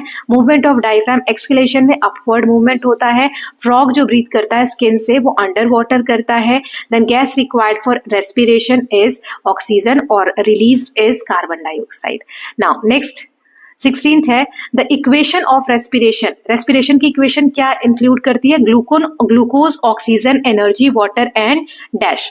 छोटे छोटे ब्लड वेसल्स जो होते हैं ये एक्सचेंज करते हैं गैसेस किसके बीच में? बॉडी और body tissue are called dash. Circulatory system transport करते हैं nutrients and dash to every cell of the body. Body carry करती है oxygen in is called dash blood, while blood carrying carbon dioxide is called dash blood. Respiration in which oxygen is used to break down food is known as dash respiration. चलिए इनके answers देख लेते हैं. तो इस equation में carbon dioxide भी आता है रेस्पिरेशन के प्रोसेस में, इक्वेशन जो हम लिखते हैं. देन टाइनी ब्लड वेसल्स जो गैसेस एक्सचेंज करते हैं between blood and body tissue, ये है कैपिलरीज. ओके. सर्कुलेटरी सिस्टम हमारी बॉडी में, पूरी बॉडी में क्या क्या ट्रांसपोर्ट करते हैं? Nutrients and oxygen. Okay. Now blood carrying oxygen is called oxygenated blood and blood carrying carbon dioxide is called deoxygenated blood. Now food is known as aerobic respiration, जिसमें oxygen use हो रहा है खाने को तोड़ने के लिए, उसे हम कहते हैं एरोबिक रेस्पिरेशन. ओके. नाउ ये हो गए हमारे फिल इन द ब्लैंक्स. अब हम शॉर्ट क्वेश्चन आंसर्स देखेंगे. तो यहाँ क्वेश्चन की लिस्ट आप देख सकते हो, 10 ये रहे और 10 ये रहे. टोटल 20 क्वेश्चन है. सो आई होप आप पॉज करके लिखेंगे. बहुत कम बच्चे लिखते हैं. आप लोग लिखकर, और जो आंसर शीट है आपकी वो आप मुझे ईमेल कर सकते हैं, है ना. ऑफिशियल मेल आईडी मेंशन है, उस पर आप मेल कर सकते हैं. मैं आपकी कॉपीज चेक करके आपको मार्क्स भी भेज दूंगी. तो जो बच्चे चाहते हैं कि मैं उनकी कॉपीज चेक करूं, they can write their answer and send me the images of the copies on the email. Okay. अब उसके बाद आप मुझे कमेंट सेक्शन में बता भी देंगे कि मैम मैंने आंसर सेंड किया है. तो कमेंट सेक्शन में लिखा होगा जिन बच्चों का नाम, तो मैं वहां जाके चेक करूँ. क्योंकि आप अपना नाम और ये बता दीजिएगा कि आपने आंसर सेंड किया है. Okay. Now let's see question number 1 से स्टार्ट करते हैं. So why do animals require digestive system instead of absorbing food directly?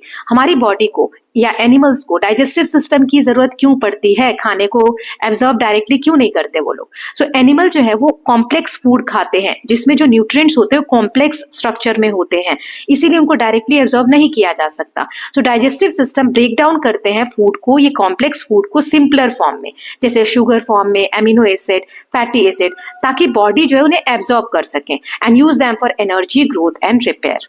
Then how does saliva help in digestion of food? Saliva कैसे help करता है food को digest करने में? इसमें एक एंजाइम होता है जो डाइजेशन प्रोसेस जो स्टार्च का होता है उसको शुरुआत करता है, शुगर में कन्वर्ट करता है, खाने को मॉइस्ट एंड सॉफ्ट करता है ताकि आसानी से स्वेलो हो सके, निगल सके हम खाने को, और मिक्स करता है फूड को properly during chewing. Now next is what is the role of tongue? जीभ का क्या रोल है खाने को चबाने में? सो टंग हेल्प करता है फूड को सलाइवा के साथ मिक्स करने में, और सॉफ्ट बॉल कॉल्ड बुलस, जैसा जो हम निवाला बोलते हैं ना, जैसे खाना चबाते हैं, बॉल जैसा जो मूवमेंट होता है मुंह में चबाते वक्त, वो क्रिएट करने में जीभ हेल्प करता है. और फिर जब खाना हम चबा लेते हैं तो उसको पुश करता है towards the back of mouth into the oesophagus for swelling. फिर नीचे पेट की तरफ जाने के लिए खाने को ईसोफेगस जो फूड पाइप है उसमें जीभ ही है जो खाने को पुश करती है. Then why is mucus important? Mucus क्यों इंपॉर्टेंट है पेट में, क्या डाइजेस्ट करने में? सो म्यूकस जो एक कोट प्रोवाइड करता है, प्रोटेक्ट करता है पेट की इनर वॉल को. जैसे हम एसिड वाला खाना ज्यादा खा लेते हैं, एसिडिक फूड, तो हमारे पेट में जलन होती है, तो म्यूकस जो है उससे हमें प्रोटेक्शन देता है. म्यूकस अगर नहीं हो तो acid could damage the stomach lining and cause pain और अल्सर. वही जब कभी कभी पेट में दर्द होता है ना, इस एसिडिटी हो जाती है जब हम बोलते हैं, तो इसीलिए पेन होता है क्योंकि म्यूकस की कमी हो रही है, एसिडिटी ज्यादा हो रही है. Now next, how does bile helps in digestion of fat? Bile कैसे हेल्प करता है? सो बाइल जो है वो फैट जो बड़े फॉर्म में, लार्ज फैट जो है उसे छोटे छोटे ड्रॉपलेट्स में कन्वर्ट कर देता है ताकि इजी तरीके से डाइजेस्टिव एंजाइम्स की हेल्प से वो डाइजेस्ट हो जाए, okay, in small intestine to break them down completely. This process is called emulsification. Fat का जो ब्रेक डाउन होता है बाइल जूस की हेल्प से उसे हम कहते हैं emulsification. So small intestine consider the most important part of digestion. Why? Small intestine सबसे इंपॉर्टेंट पार्ट कहलाता है डाइजेशन के प्रोसेस का। क्यों कहा जाता है ऐसा? क्योंकि मोस्ट डाइजेशन, ज्यादातर जो खाना पचता है या खाना जो एब्जॉर्ब होता है, न्यूट्रिएंट्स जो एब्जॉर्ब होते हैं वो स्मॉल इंटेस्टाइन में ही होते हैं। इसमें डाइजेस्टिव जूस आते हैं और इसमें विली भी होता है जो इंक्रीज कर देता है सरफेस एरिया को and align nutrients to enter the bloodstream efficiently. यहीं से ब्लड जो है वो खाने के न्यूट्रिएंट्स को एब्जॉर्ब करते हैं, इसीलिए स्मॉल इंटेस्टाइन सबसे इंपॉर्टेंट पार्ट होता है डाइजेस्टिव सिस्टम का।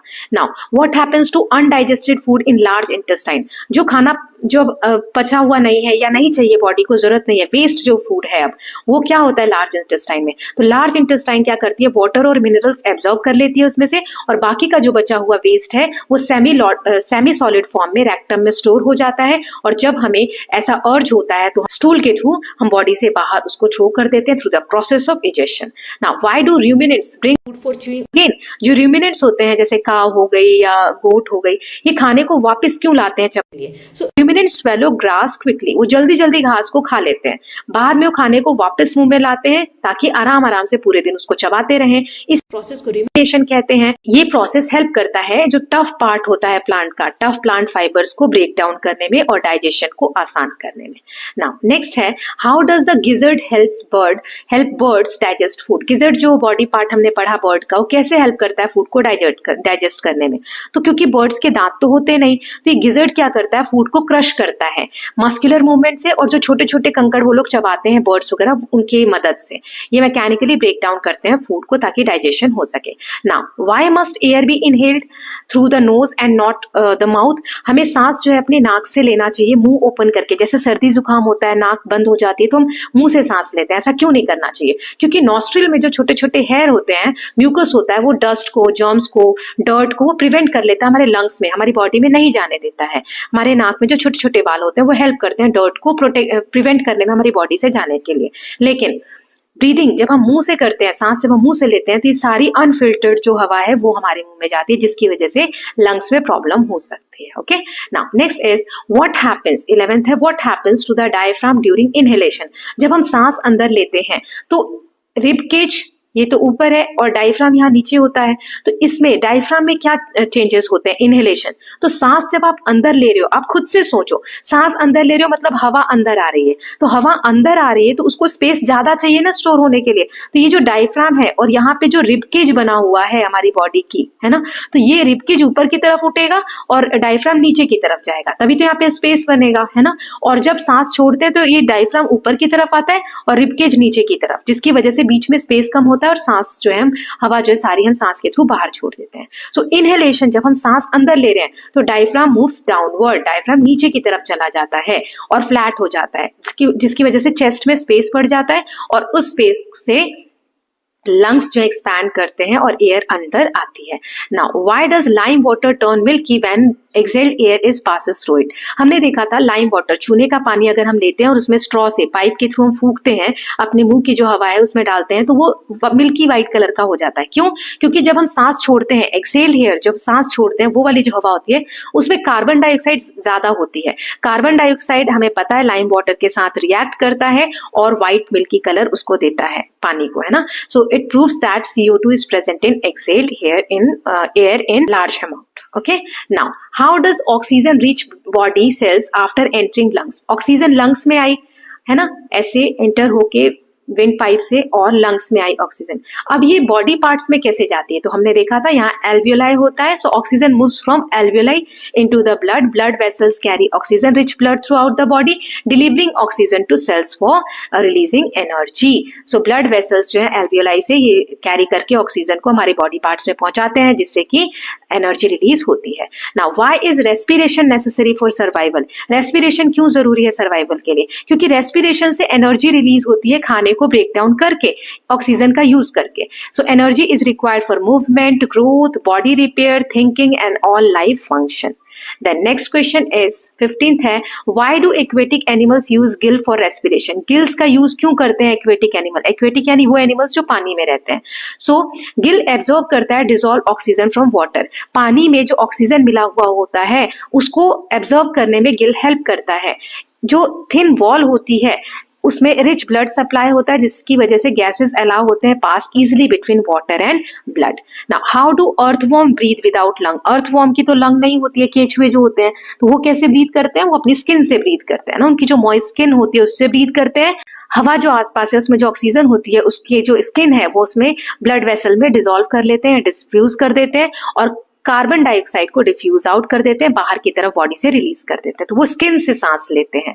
Then next is why does the breathing rate increasing during exercise? जब आप एक्सरसाइज करते हो तो सांस हम जल्दी जल्दी क्यों लेने लगते हैं? सो ड्यूरिंग एक्सरसाइज मसल्स को ज्यादा एनर्जी की जरूरत होती है और ज्यादा जरूरी हमें लगने लगता है, एनर्जी ज्यादा चाहिए होती है. सो सेल रिक्वायर मोर ऑक्सीजन, तो ज्यादा ऑक्सीजन चाहिए होते हैं हमारे सेल्फ को. सो टू सप्लाई ऑक्सीजन फास्टर, ज्यादा से ज्यादा ऑक्सीजन हमारी बॉडी में आ सके इसलिए हम सांस ज्यादा लेने लगते हैं और एक्स्ट्रा कार्बन डाइऑक्साइड को छोड़ने लगते हैं, इसीलिए सांस लेना और छोड़ना हम जल्दी जल्दी करने लगते हैं, तो ब्रीदिंग प्रोसेस क्या हो जाता है? फास्टर हो जाता है. Now why do animals living in different habitat have different breathing system?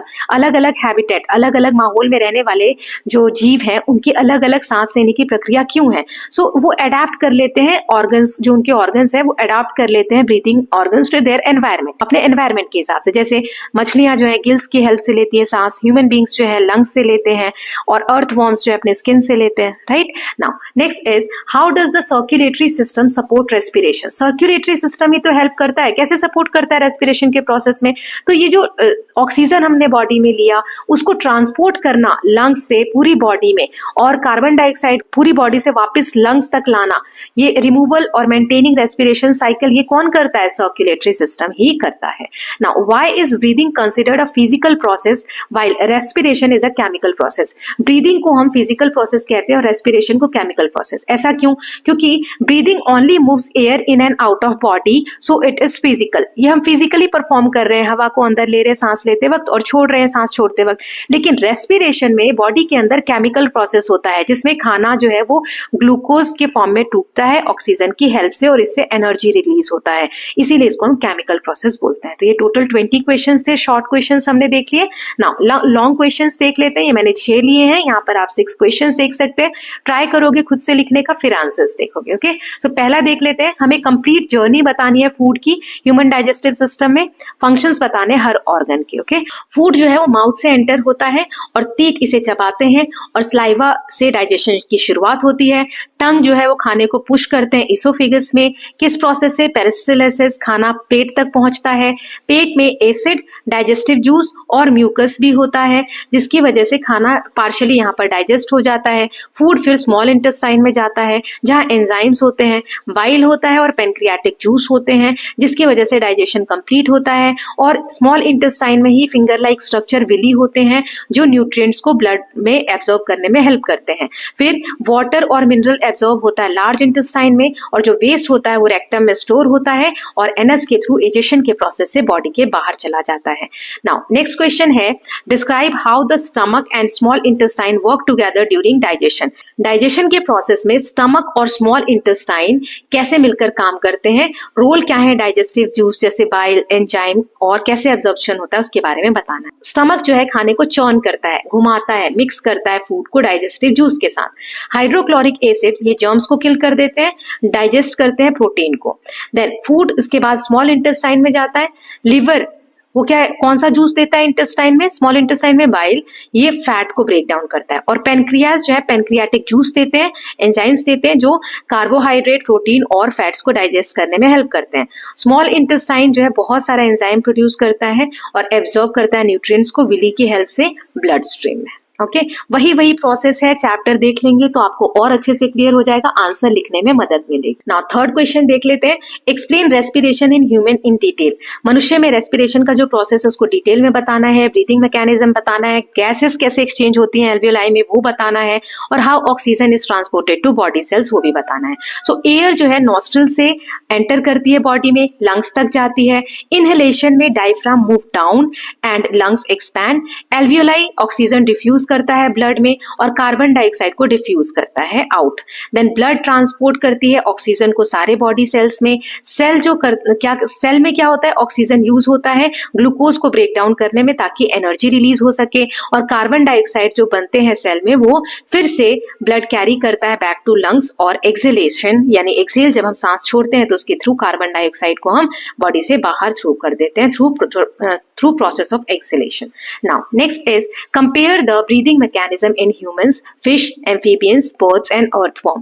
Breathing mechanism जो इन सब में होंगे उन्हें हमें कंपेयर करना है। मैंने टेबल फॉर्मेट में समरी में दिया, वो भी आप लिख सकते हैं, और हमें एक्सप्लेन करना है कि ब्रीदिंग एडेप्टेशन कि कैसे जगह के हिसाब से सांस लेने की प्रक्रिया जो है उसको अडेप्ट कर लिया गया है, कैसे हैबिटेट में चेंजेस हुए हैं वो बताना है। So human breathe through using lungs and diaphragm.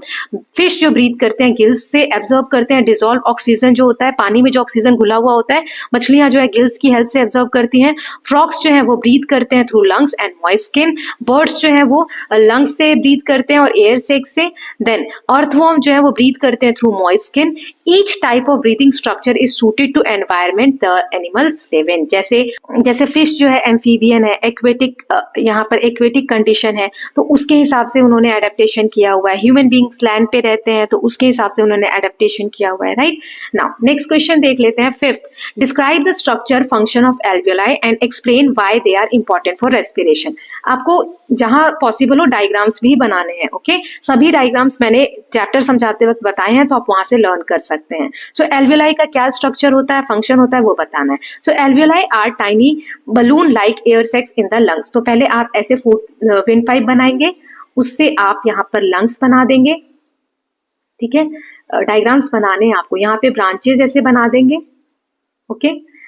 अब इन ब्रांचेस के एंड पे ऐसे सर्कल्स बना देंगे और सर्कल्स को ऐसे बॉक्स बना के और यहां पर दूसरे पेन से आप लिख देंगे एल्वियोलाई, ओके। और इन्हें लिख देंगे लंग्स, इन्हें लिख देंगे विंड पाइप। ऐसे करके आपको डायग्राम्स क्रिएट करना है, विंड पाइप। नाउ इसमें थिन वॉल होते हैं एल्वियोलाई। अभी जो सर्कल है एल्वियोलाई का स्ट्रक्चर कैसा होता है, इसमें एक वॉल होता है surrounded by many blood capillaries. इसमें ब्लड कैपिलरीज होती हैं। अब आप ऐसे लिखेंगे, ये एल्वियोलाई वॉल, मैं शॉर्ट में लिख रही हूँ, इनको आप लिख देंगे कैपिलरीज, ये वाला। They provide a large surface area for gas exchange. Oxygen enters blood and carbon dioxide leaves blood at the alveoli. यहीं पर ऑक्सीजन और कार्बन डाइऑक्साइड का एक्सचेंज होता है। ये एसेंशियल है बॉडी के लिए because body can not get oxygen और release carbon dioxide without alveoli. Okay, now last question is explain how digestion and respiration are connected in animals. Digestion और respiration कैसे connect है animal में, ये बताना है। Describe how food provides energy and how oxygen helps release this energy inside the cell. So digestion और respiration कैसे जरूरी है, तो digestion break करता है food को simple soluble nutrient में such as glucose. Respiration oxygen का यूज करके ग्लूकोज को ब्रेक डाउन करता है सेल के अंदर। इस प्रोसेस में, रेस्पिरेशन के प्रोसेस में एनर्जी रिलीज होती है जो हमारी बॉडी को मूवमेंट के लिए, ग्रोथ के लिए और एक्टिविटीज के लिए चाहिए होती है। Carbon dioxide and water are released as waste product. Digestion provides fuel and respiration converted into usable energy. So both process are connected and necessary for survival. So digestion हमें fuel देता है ना, हमारी बॉडी के लिए fuel देता है। उस फ्यूल को रेस्पिरेशन का जो प्रोसेस है वो कन्वर्ट करता है एनर्जी में जो हमारी बॉडी यूज करती है। So with this students we are done with chapter number 7, 8 and 9. इसका वन शॉट रिवीजन हमने देख लिया है। और कोई चैप्टर आपका आ रहा है तो वो भी बता दीजिए, उसका भी मैं समराइज करके दे दूंगी। So I hope all of you are loving these videos. यहाँ पर प्लेलिस्ट है, वहां पर क्लिक करके, और वैसे भी चैनल पे सभी प्लेलिस्ट बनी हुई है जो भी एग्जामिनेशन के लिए मैंने वन शॉट रिवीजन बनाए हैं क्लास 6, 7th और 8th के लिए। So please go through that. I hope all of you are loving these videos. If you are doing so please like and share it and don't forget to subscribe the channel for more such videos. Thank you so much.